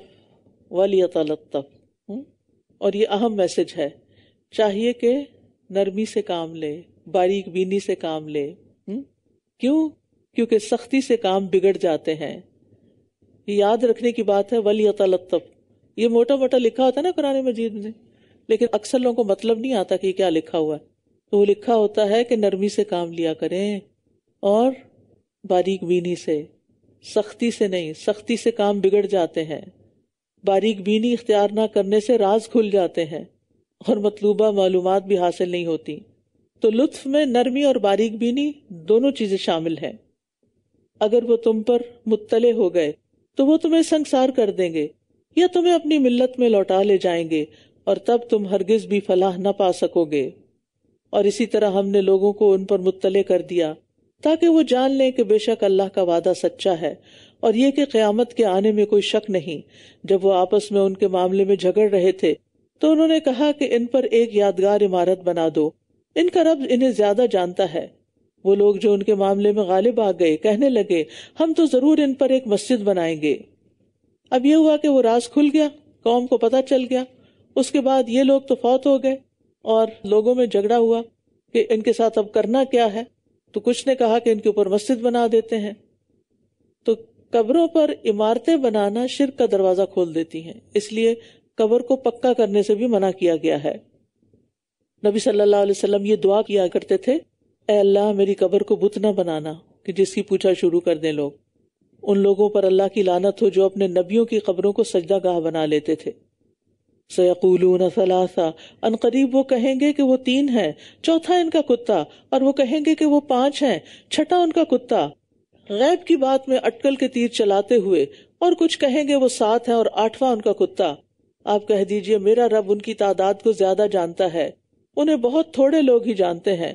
تو آپ ان کے بارے میں سرسری گفتگو کے سوا بحث نہ کیجیے، اور آپ ان میں سے کسی ایک سے بھی ان کے بارے میں کچھ مت پوچھیے۔ یعنی ایسی چیزوں میں بات کرنے کا فائدہ نہیں کہ جس کا کوئی نتیجہ نہ نکلنے والا ہو، کسی کو بھی تاریخ یاد نہیں، تو یہ بحث کرنا کہ وہ کتنے سال رہے، اس کا بھی کچھ فائدہ نہیں۔ انسان کے اسلام کی خوبی یہ ہے کہ بے فائدہ چیزوں کو چھوڑ دے، اور آپ ہرگز کسی چیز کے بارے میں مت کہیے کہ میں یہ کام کل ضرور کروں گا، الا ان یشاء اللہ، مگر یہ کہ اللہ چاہے۔ اور جب آپ بھول جائیں تو اپنے رب کو یاد کیجئے اور کہہ دیجئے امید ہے کہ میرا رب اس معاملے میں بھلائی سے قریب تر بات کی طرف میری رہنمائی کرے گا۔ یاد رکھیے مستقبل کے تمام معاملات میں انشاءاللہ کہنا ضروری ہے۔ جب بھول جائے کہنا تو بعد میں جب یاد آئے تو کہہ دیجئے، لکھنا بھول جائے تو منہ سے بول کے کہہ دیجئے۔ اگر قسم کے ساتھ انشاءاللہ کہہ دیا جائے اور قسم پوری نہ ہو سکے تو کفارہ نہیں۔ اور کاموں میں برکت کے لیے بھی انشاءاللہ کہیں، کیونکہ جس چیز پر اللہ کا نام لیا جاتا ہے اس میں برکت ہوتی ہے۔ اور انشاءاللہ کا مطلب کیا؟ اگر اللہ چاہے، تو جتنے بھی کام ہیں وہ تبھی ہوتے ہیں جب اللہ چاہتا ہے۔ اور یہ لوگ اپنے غار میں 300 سال رہے اور انہوں نے 9 سال مزید بڑھا دیے، یعنی اصحاب کہف غار میں 309 سال ٹھہرے رہے۔ آپ کہہ دیجئے اللہ ہی اس مدت کو زیادہ بہتر جانتا ہے جو وہ ٹھہرے رہے۔ آسمانوں اور زمین کے غیب کا علم اسی کے پاس ہے۔ کیا خوب دیکھنے والا ہے وہ، اور کیا خوب سننے والا، اس کے سوا کوئی ان کا دوست نہیں، اور وہ اپنے حکم میں کسی ایک کو بھی شریک نہیں کرتا۔ یعنی آسمان و زمین کا غیب صرف اللہ کے پاس ہے، ہر چیز کو سنتا اور دیکھتا ہے، اور وہ اپنے فیصلوں میں کسی کو شریک نہیں کرتا۔ وَاتْلُ مَا أُوحِيَ إِلَيْكَ مِن كِتَابِ رَبِّكَ، اور آپ کی طرف آپ کے رب کی کتاب میں سے جو وحی کیا گیا ہے اسے پڑھتے رہیے، اس کے کلمات کو کوئی بدلنے والا نہیں، اور آپ اس کے سوا ہرگز کوئی پناہ گاہ نہیں پائیں گے۔ اللہ تعالیٰ نے قرآن مجید میں اصحاب کہف کا قصہ بس جامع طور پر بیان کیا ہے، اس میں بے شمار سبق ہیں، لیکن چونکہ یہ مختصر سا ہمارا وقت ہے اس لیے وہ سب کچھ بیان نہیں ہو سکتا، چونکہ یہ ہر جمعے کو پڑھی جاتی صورت، اور اس سے انسان کو نور ملتا ہے، تو ضروری ہے کہ اس کو تفصیل سے جانیے. ہو سکے تو اس کا لفظی ترجمہ یاد کر لیں، اس کے معنی یاد کر لیں، اس کی تفسیری پوائنٹس دیکھیں اور اس کو حفظ کر لیں تاکہ پھر پڑھتے رہیں اور اللہ کی طرف سے نور ملتا رہے. وَاصْبِرْ نَفْسَكَ مَعَ الَّذِينَ يَدْعُونَ رَبَّهُمْ بِالْغَدَاةِ وَالْعَشِيِّ يُرِيدُونَ وَجْهَهُ، اور آپ خود کو ان لوگوں کے ساتھ روک رکھیے جو اپنے رب کو صبح و شام پکارتے ہیں، وہ اس کا چہرہ چاہتے ہیں، اور آپ اپنی آنکھیں ان سے نہ پھیریے کہ آپ دنیا کی زندگی کی زینت چاہتے ہوں، اور کسی بھی ایسے شخص کی بات نہ مانیے جس کے دل کو ہم نے اپنے ذکر سے غافل کر دیا اور اس نے اپنی خواہش نفس کی پیروی کی اور اس کا معاملہ حد سے بڑھا ہوا ہے. اور یہ معمولی بات نہیں ہے کہ انسان کو اللہ کا ذکر سنایا جائے اور وہ اس کی طرف توجہ نہ دے اور غفلت میں ہی پڑا رہے اور اپنی خواہشات میں ہی مشغول رہے، دنیا میں مشغول رہے اور دنیا والوں کی صحبت ہی اس کو پسند آئے. تو اس سے پتہ چلتا ہے کہ ذکر میں حضور قلب کی بہت اہمیت ہے. اور 14ویں پارے میں ہم نے بار بار ذکر سے مراد جو لی گئی وہ پڑھا تھا، جس سے مراد قرآن ہے. تو قرآن پڑھتے ہوئے اور قرآن کی مجلس میں بیٹھ کر بھی اگر آپ ادھر ادھر کے کام کر رہے ہیں اور آپ توجہ نہیں کر رہے اور غفلت کا شکار ہیں، تو پھر آپ دیکھیے کہ آپ کے بارے میں رب کیا کہتا ہے. جو انسان زبان سے اللہ کا ذکر کرتا ہے لیکن دل سے نہیں کرتا، تو اس کے اعمال اور اوقات سے برکت کھینچ لی جاتی ہے، یہاں تک کہ اس کا کام بھی فضول ہو جاتا ہے. کیونکہ بعض لوگ کہتے ہیں ہم نے اتنی دیر ذکر کیا لیکن کچھ حاصل نہیں ہوا. بھئی سوچ سمجھ کے بھی کیا تھا، بس صرف رٹا ہی لگا کے بولتے ہی گئے اور بولتے ہی گئے. اور کہہ دیجئے کہ حق تو تمہارے رب کی طرف سے ہے، سو جو چاہے ایمان لے آئے اور جو چاہے کفر کرے. بے شک ہم نے ظالموں کے لیے وہ آگ تیار کر رکھی ہے جس کی قناتیں انہیں گھیر لیں گی، اور اگر وہ فریاد کریں گے تو ایسے پانی کے ساتھ فریاد رسی کی جائے گی جو تیل کی تلچھٹ کی طرح ہوگا، جو چہروں کو بھون ڈالے گا. کتنی بری پینے کی چیز اور کتنی بری آرام گاہ ہے. ان الذین آمنوا وعملوا الصالحات انا لا نضیع اجر من احسن عملا، بے شک جو لوگ ایمان لائے اور انہوں نے نیک عمل کیے تو جو اچھا عمل کرے گا ہم اس کا اجر ضائع نہیں کریں گے. کتنی بڑی خوشخبری ہے. یہ وہ لوگ ہیں جن کے لیے ہمیشگی کی جنتیں ہیں، جن کے نیچے نہریں بہتی ہوں گی، ان میں وہ سونے کے کنگن پہنائے جائیں گے اور وہ سبز رنگ کے باریک اور موٹے ریشم کے لباس پہنیں گے. وہاں وہ تختوں پر تکیے لگائے ہوئے ہوں گے. کتنا اچھا بدلہ اور کتنی اچھی آرام گاہ ہے. حدیث میں آتا ہے کہ کنگنوں کی روشنی سے سورج کی روشنی ماند پڑ جائے گی، اتنے بہترین ہوں گے وہ. اور اہل جنت کے لیے اس میں موتیوں کے ہار بھی ہیں اور ان کا لباس بھی ایسا کہ اگر اہل جنت کی کوئی عورت زمین والوں کی طرف جھانک کر بھی دیکھ لے تو زمین و آسمان اپنی ساری وسعتوں کے باوجود منور ہو جائے، خوشبو سے بھر جائیں. اور اس کے سر کا دوپٹہ بھی دنیا اور اس کے ساری چیزوں سے بڑھ کر ہے. اب یہ جو بات کی گئی ہے نا، وَلَا نَصِيفُهَا عَلَى رَأْسِهَا خَيْرٌ مِّنَ الدُّنْيَا وَمَا فِيهَا، یہ حدیث ہے صحیح بخاری کی اور صحیح حدیث. اس سے دو باتیں پتہ چلتی. ایک یہ کہ عورت کا لباس مکمل نہیں ہوتا جب تک اس میں دوپٹہ شامل نہ ہو. آج آپ دیکھیں کہ ہم خواتین نے اوروں کی دیکھا دیکھی دوپٹے غائب کر دیے. پہلے ہوتا تو تھا چلو گلے میں تو ہوتا، لیکن اب وہ نہ سر پہ اور نہ گلے پہ. دوسری اہم بات جو اس حدیث سے پتہ چل رہی ہے کہ عورت کا دوپٹہ صرف گلے کے لیے نہیں ہے، صرف آدھے کندھے پہ ڈالنے کے لیے نہیں ہے، وہ سر ڈھانکنے کے لیے ہے. وَاضْرِبْ لَهُمْ مَثَلًا رَجُلَيْنِ جَعَلْنَا لِأَحَدِهِمَا جَنَّتَيْنِ مِنْ أَعْنَابٍ وَحَفَفْنَاهُمَا بِنَخْلٍ وَجَعَلْنَا بَيْنَهُمَا زَرْعًا. اور ان کے لیے دو آدمیوں کی مثال بیان کیجیے. ان دونوں میں سے ایک کے لیے ہم نے انگوروں کے دو باغ بنائے تھے اور ان دونوں کو ہم نے کھجور کے درختوں سے گھیر رکھا تھا، اور ہم نے ان دونوں کے درمیان کھیت بھی بنائے تھے. یعنی زبردست قسم کے باغ تھے وہ. دونوں باغوں نے اپنا پھل خوب دیا اور اس میں کچھ بھی کمی نہ کی، اور ہم نے ان دونوں کے بیچ میں ایک نہر جاری کر رکھی تھی. یعنی پانی کا بھی بندوبست تھا، ورنہ تو باغ جل جاتے ہیں جب پانی وقت پر نہیں ملتا. اور اس کے پاس بہت سا پھل تھا. تو ایک روز باہم بات چیت کرتے ہوئے اس نے اپنے ساتھی سے کہا، میں تم سے زیادہ مالدار ہوں اور تعداد کے اعتبار سے بھی زیادہ مضبوط ہوں.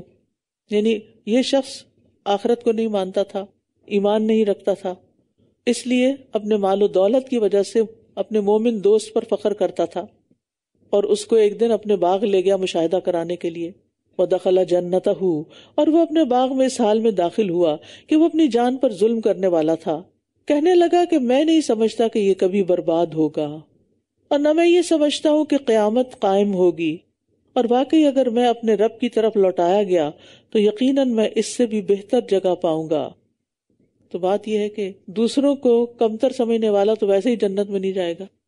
تو کتنی جھوٹی امیدیں ہیں نا کہ انسان نہ ایمان رکھے اور پھر کہے اول تو مانتا نہیں کہ جاؤں گا، لیکن اگر گیا تو مجھے اس سے بھی بہتر ملے. کتنی خوش فہمی، یعنی سیلف ڈسپشن. اور یہ سب اوور کانفیڈنٹ ہونے کی وجہ سے، کیونکہ اللہ نے مال دیا اور باغات دیے اور یہ سب چیزیں پا کے اس نے سمجھا کہ میں جو بھی کر لوں کوئی نقصان نہیں. اور جب وہ اس سے بات چیت کر رہا تھا تو اس کے ساتھی نے اس سے کہا، کیا تم اس ذات کا انکار کرتے ہو جس نے تمہیں مٹی سے پیدا کیا، پھر نطفے سے، پھر تمہیں ایک درست انسان بنایا؟ لیکن میں کہتا ہوں کہ وہ اللہ ہی میرا رب ہے، اور میں اپنے رب کے ساتھ کسی ایک کو بھی شریک نہیں کرتا. یعنی تم کفر کرتے ہو تو کرتے رہو، لیکن میں یہ ظلم کبھی نہیں کروں گا. تو اس سے یہ پتہ چلتا ہے کہ اس کا ایمان کتنا مضبوط تھا کہ دوسرے شخص کا دنیاوی مال و دولت زیادہ بھی تھا تو وہ اس سے امپریسڈ نہیں تھا. اس کے نزدیک ایمان زیادہ قیمتی چیز تھی. تو عموماً یہ ہوتا ہے نا کہ انسان اس وقت شکوک و شبہات میں پڑ جاتا ہے، پتہ نہیں پھر یہی نہ ٹھیک ہو کیونکہ اس کو تو اللہ اتنا کچھ دے رہا ہے. یاد رکھیے دنیاوی مال و دولت اللہ کے پسندیدہ ہونے کی علامت نہیں ہے. اور جب تم اپنے باغ میں داخل ہوئے تو تم نے یہ کیوں نہیں کہا ماشاء اللہ لا قوت الا باللہ، جو اللہ نے چاہا وہی ہوگا، کوئی قوت نہیں مگر اللہ کی توفیق سے. اگرچہ تم مجھے دیکھتے ہو کہ میں تم سے مال و اولاد میں کمتر ہوں، یعنی اگرچہ میں تم سے مال و دولت میں کم ہوں، لیکن جو میرے پاس ایمان ہے، نہیں کہنا وہ یہ چاہتے تھے کہ میرے پاس جو ایمان ہے وہ سب سے بڑی دولت ہے.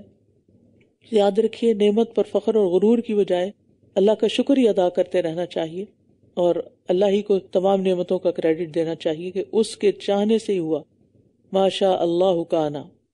اور یہاں لا قوت الا باللہ، اللہ کے سوا کوئی اور قوت ہے بھی نہیں. ابو موسیٰ اشعری جن کا نام عبداللہ بن قیس تھا وہ کہتے ہیں، ہم نبی صلی اللہ علیہ وسلم کے ساتھ ایک سفر میں تھے. نبی صلی اللہ علیہ وسلم میرے پاس تشریف لائے. میں اس وقت زیر لب کہہ رہا تھا لا حول ولا قوت الا باللہ. آپ نے فرمایا اے عبداللہ بن قیس کہو لا حول ولا قوت الا باللہ، کیونکہ یہ جنت کے خزانوں میں سے ایک خزانہ ہے.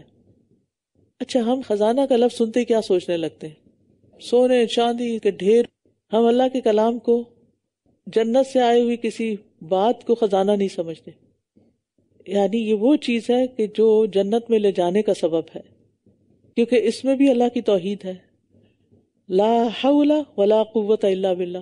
کسی برائی کو پھیرنے کی کوئی قوت نہیں اور کسی نیکی کو کرنے کی کوئی قوت نہیں مگر اللہ ہی کی مدد سے. ابو ذر کہتے ہیں مجھے میرے خلیل نے 7 چیزوں کی وصیت کی.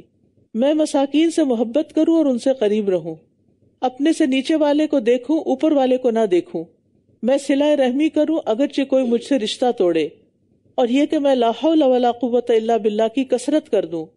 5ویں چیز، اور حق بات کہوں خواہ وہ تلخ ہی کیوں نہ ہو، اور میں اللہ کے بارے میں کسی ملامت کرنے والے کی ملامت کی پرواہ نہ کروں، اور یہ کہ میں لوگوں سے کچھ نہ مانگوں.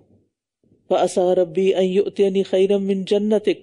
تو ہو سکتا ہے کہ میرا رب مجھے تمہارے باغ سے بہتر عطا کر دے اور اس پر آسمان سے کوئی عذاب بھیج دے تو پھر وہ صاف چٹیل میدان بن جائے، یا اس کا پانی گہرائی میں اتر جائے تو تم ہرگز اسے تلاش نہ کر سکو گے.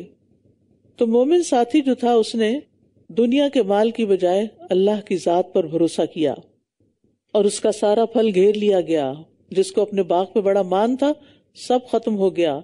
تو اس نے اس حال میں صبح کی کہ وہ اس پر جو اس نے اس باغ پر خرچ کیا تھا اپنی دونوں ہتھیلیاں مل رہا تھا، اور وہ باغ اپنی چھتوں سمیت گر پڑا تھا، اور وہ کہہ رہا تھا کہ اے کاش میں اپنے رب کے ساتھ کسی ایک کو بھی شریک نہ کرتا. یعنی اور بت وغیرہ تو دور کی بات، یہ مال و دولت کو بھی شریک نہ کرتا. اس سے بڑی اہم بات پتہ چلتی ہے، وہ یہ کہ شرک صرف بت پرستی کا نام ہی نہیں بلکہ دنیا کی شدید محبت کہ انسان اس میں پڑھ کے اللہ سے غافل ہو جائے. تو جیسے اس کے مومن ساتھی نے کہا تھا کہ رات اللہ کی طرف سے کوئی عذاب آ سکتا ہے تم پر، تو یہی ہوا کہ اس کا باغ یا تو سردی کی شدید لہر سے، یا پھر آگ لگنے سے، یا کسی آسمانی بجلی کے گرنے سے، یا طوفانی بارش سے تباہ ہو گیا، اور صبح وہاں پر کچھ بھی نہیں تھا.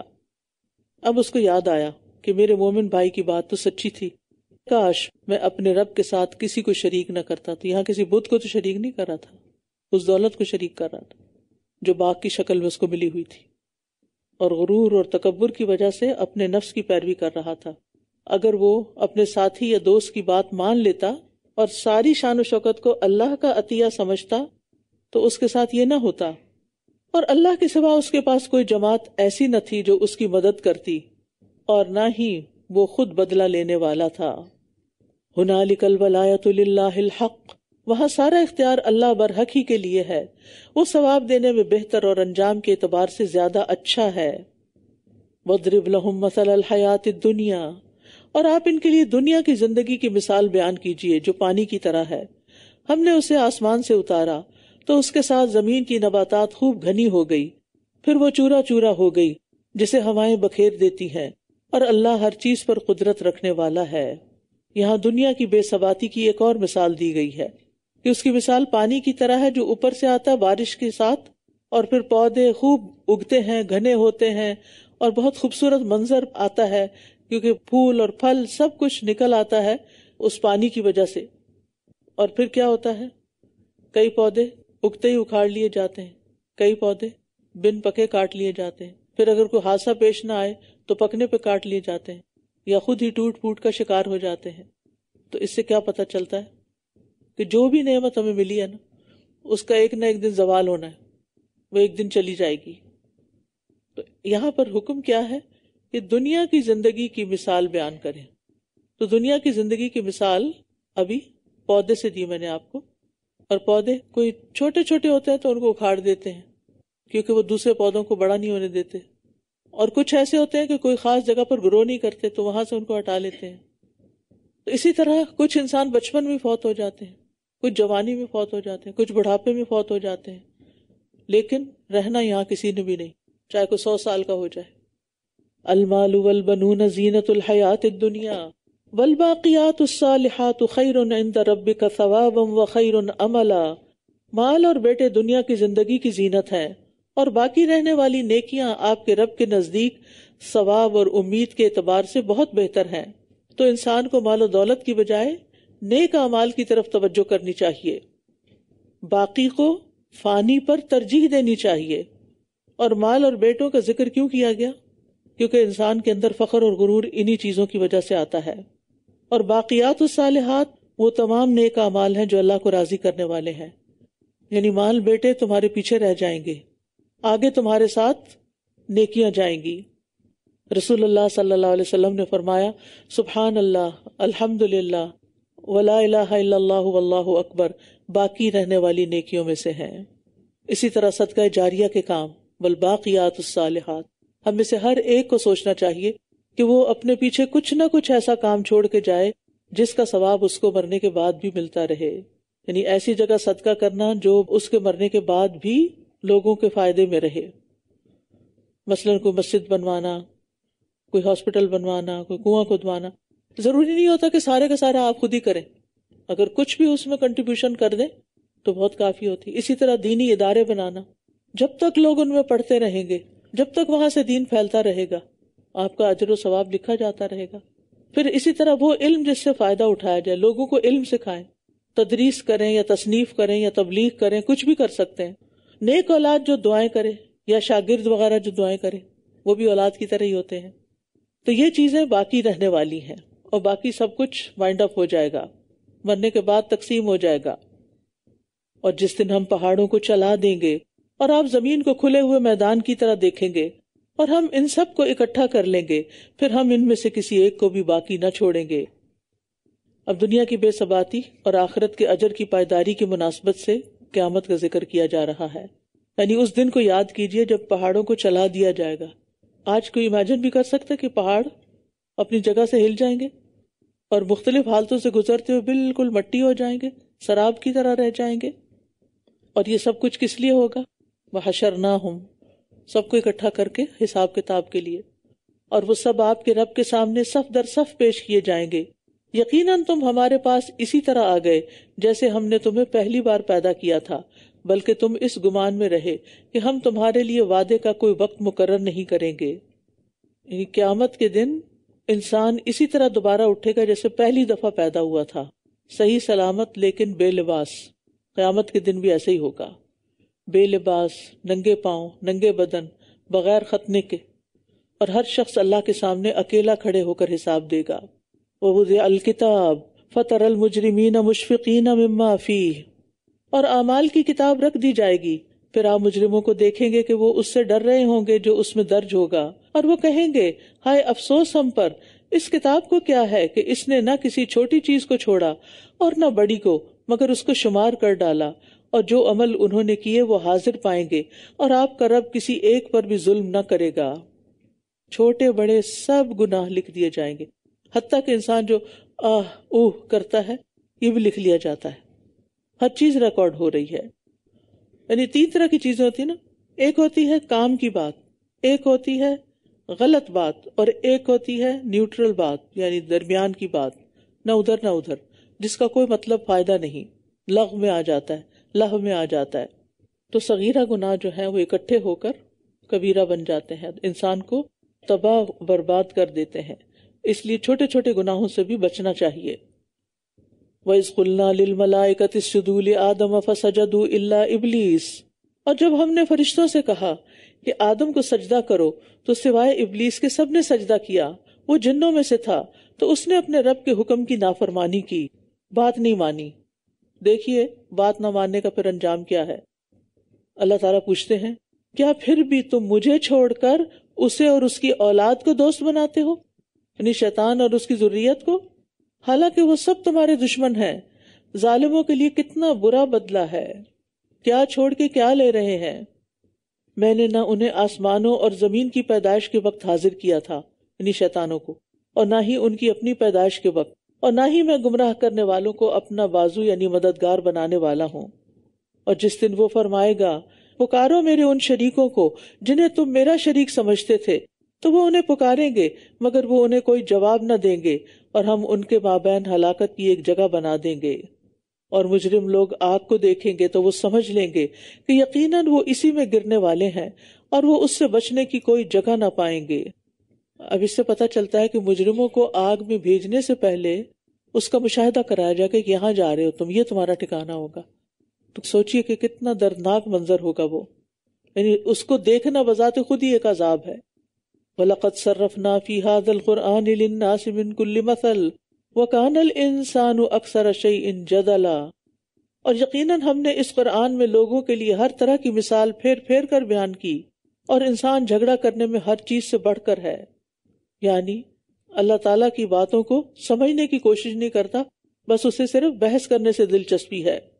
وَمَا مَنَعَ النَّاسَ أَن يُؤْمِنُوا إِذْ جَاءَهُمُ الْهُدَىٰ، اور جب لوگوں کے پاس ہدایت آ گئی تو انہیں کسی چیز نے نہیں روکا کہ وہ ایمان لائیں اور وہ اپنے رب سے بخشش مانگیں، سوائے اس بات کے کہ ان کے ساتھ بھی وہی سب کچھ ہو جو گزری ہوئی قوموں کے ساتھ ہوا، یا یہ کہ وہ عذاب کو سامنے آتا ہوا دیکھ لیں.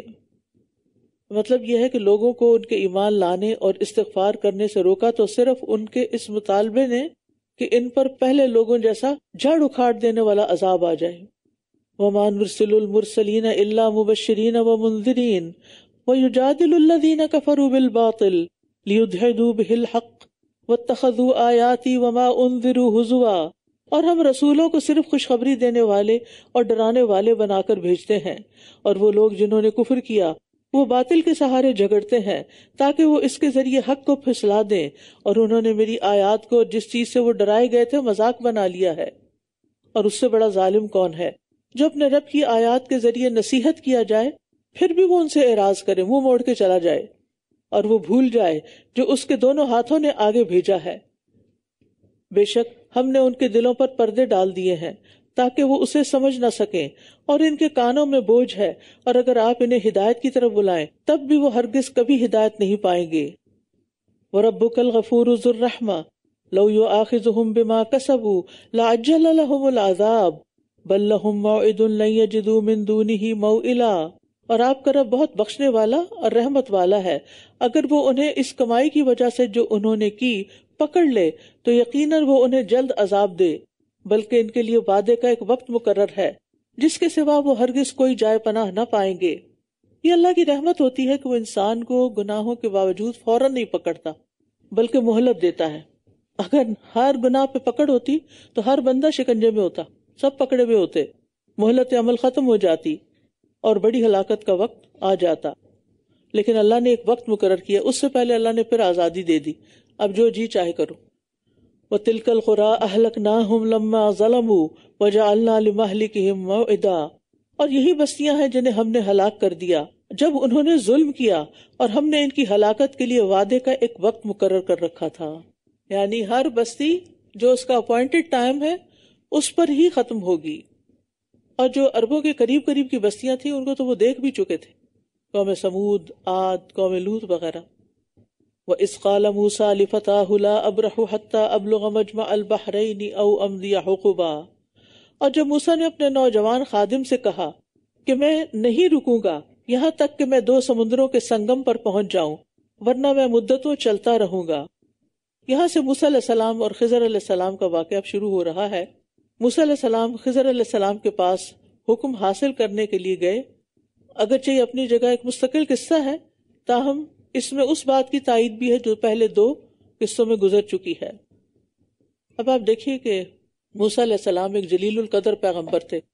ایک دفعہ وہ واز کر رہے تھے تو کسی نے پوچھا کیا آپ سے بھی بڑا کوئی عالم ہے؟ تو انہوں نے کہا میں نہیں جانتا کہ مجھ سے بڑا بھی کوئی عالم ہے، اور واقعی وہ نہیں جانتے تھے. اللہ تعالیٰ کو یہ بات نہیں پسند آئی تو اللہ سبحانہ تعالیٰ نے ان کو مزید سیکھنے کے لیے خضر کے پاس بھیج دیا. انہوں نے اپنے ساتھ اپنا ایک خادم بھی لے لیا، یوشع بن نون، جو ان کے شاگرد تھے اور ان پر ایمان لائے ہوئے تھے. یہ ان سے بہت محبت کرتے تھے، ان کی خدمت میں ہر وقت ان کے ساتھ رہتے تھے. اب آپ دیکھیں کہ موسیٰ علیہ السلام علم حاصل کرنے کے لیے نکلے تھے، اور سلف صالحین علم حاصل کرنے کے لیے دور دراز کا سفر کرتے رہے. کثیر بن قیس کہتے ہیں میں دمشق کی مسجد میں ابو درداء کے پاس بیٹھا ہوا تھا کہ ان کے پاس ایک آدمی آیا. اس نے کہا اے ابو درداء، میں ایک حدیث کی خاطر مدینہ الرسول سے آپ کی خدمت میں آیا ہوں. مجھے معلوم ہوا ہے کہ آپ اسے رسول اللہ صلی اللہ علیہ وسلم سے بیان کرتے ہیں. مجھے یہاں اس کے سوا اور کوئی کام نہیں. انہوں نے کہا بے شک میں نے رسول اللہ صلی اللہ علیہ وسلم کو فرماتے ہوئے سنا، جو شخص کسی راستے میں حصول علم کی خاطر چلا ہو تو اللہ اسے جنت کی راہوں میں سے ایک راہ پہ چلائے گا. آپ یہ نیت کر کے نکلا کریں کہ میں علم حاصل کرنے جا رہی ہوں تاکہ اللہ تعالیٰ مجھے جنت کی راہوں پر چلائے. اور بلا شبہ فرشتے طالب علم کی رضامندی کے لیے اپنے پر بچھاتے ہیں اس کو خوش کرنے کے لیے، اور صاحب علم کے لیے آسمانوں میں بسنے والے، زمین میں رہنے والے اور پانی کے اندر مچھلیاں بھی استغفار کرتی ہیں. اتنا بڑا ریوارڈ ہے علم سیکھنے کا اور علم سکھانے کا. تو موسیٰ علیہ السلام نے بالکل کوئی آر محسوس نہیں کی کہ میں کتنا بڑا پیغمبر ہوں، میں خضر کے پاس کیسے جاؤں، کچھ نہیں، بس حکم ملا تو چل دیے. اور کیسے چلے کہ کہا کہ میں رکوں گا ہی نہیں جب تک میں اپنی منزل تک نہ پہنچ جاؤں. پھر جب وہ دونوں آگے بڑھ گئے تو موسیٰ نے اپنے نوجوان سے کہا ہمارا ناشتہ لاؤ، ہمیں اپنے اس سفر میں بہت تھکاوٹ لاحق ہو گئی ہے. موسیٰ علیہ السلام نے تھکان اس وقت محسوس کی جب وہ اس جگہ سے آگے گزر گئے جہاں اللہ نے انہیں حکم دیا تھا کہ یہاں ملیں گے خضر. اس نے کہا کیا دیکھا آپ نے، جب ہم اس چٹان کے پاس رکے تھے تو میں مچھلی کو بھول گیا، یعنی یہ یوشع نے کہا، اور دراصل شیطان نے مجھے بلوا دیا کہ میں آپ سے اس کا ذکر کروں، اور مچھلی نے سمندر میں عجیب طرح اپنا رستہ بنا لیا. تو اس سے پتہ چلتا ہے کہ سفر میں ضروری اشیاء اور کھانے پینے کا سامان ساتھ رکھنے میں کوئی حرج نہیں، اور جو شخص دین کے علم کے لیے نکلتا ہے اس کے ساتھ اللہ کی مدد ہوتی ہے. موسیٰ نے کہا یہی تو وہ جگہ تھی جو ہم تلاش کر رہے تھے.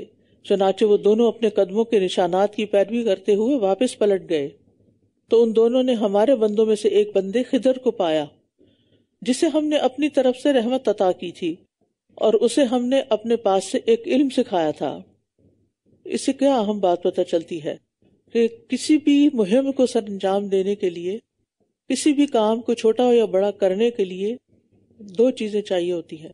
ایک اللہ کی رحمت اور فضل چاہیے ہوتا ہے، اور دوسری یہ کہ انسان اس کے لیے تیاری کرے، محنت کرے اور وہ ضروری علم حاصل کرے. موسیٰ نے اس سے کہا کیا میں اس شرط پر آپ کے پیچھے آ سکتا ہوں کہ آپ مجھے اس بھلائی میں سے سکھائیں جو آپ کو سکھائی گئی ہے؟ یہ علم سیکھنے کا ادب تھا. قال انک لن تستطیع معی صبرا. اس نے کہا تم ہرگز میرے ساتھ صبر نہ کر سکو گے، اور جس چیز کا تم نے علم کی روح سے احاطہ ہی نہ کیا ہو اس پر صبر کر بھی کیسے سکتے ہو؟ اس نے کہا انشاءاللہ آپ ضرور مجھے صبر کرنے والا پائیں گے اور میں آپ کے کسی حکم کی نافرمانی نہیں کروں گا۔ خضر نے کہا پھر اگر تم میرے پیچھے آئے تو مجھ سے کسی چیز کے بارے میں سوال نہ کرنا یہاں تک کہ میں خود ہی تمہارے سامنے اس کا تذکرہ کر دوں۔ پھر وہ دونوں چل دیے یہاں تک کہ جب وہ ایک کشتی میں سوار ہوئے تو خضر نے اس کشتی میں شگاف کر ڈالا۔ موسیٰ نے کہا کیا آپ نے اس میں اس لیے شگاف کر ڈالا تاکہ آپ اس کے سواروں کو غرق کر دیں؟ یقیناً آپ نے بڑی سنگین حرکت کی۔ اس نے کہا میں نے کہا نہ تھا تم میرے ساتھ ہرگز صبر نہ کر سکو گے۔ قال لا تؤاخذنی بما نسیت ولا ترہقنی من امری عسرا۔ موسیٰ نے کہا آپ اس پر میرا مواخذہ نہ کریں جو میں بھول گیا، اور میرے معاملے میں مجھے کسی مشکل میں نہ ڈالیں۔ پھر وہ دونوں چل دیے یہاں تک کہ جب وہ ایک لڑکے سے ملے تو اس نے اسے قتل کر دیا۔ موسیٰ نے کہا کیا آپ نے بغیر کسی جان کے بدلے ایک بے گناہ جان کو قتل کر دیا؟ یقیناً آپ نے ایک نہایت ناپسندیدہ حرکت کی ہے۔ وآخر دعوانا ان الحمد للہ رب العالمین سبحانک اللہم وبحمدک اشہد ان لا الہ الا انت استغفرک واتوب الیک۔ السلام علیکم ورحمۃ اللہ وبرکاتہ۔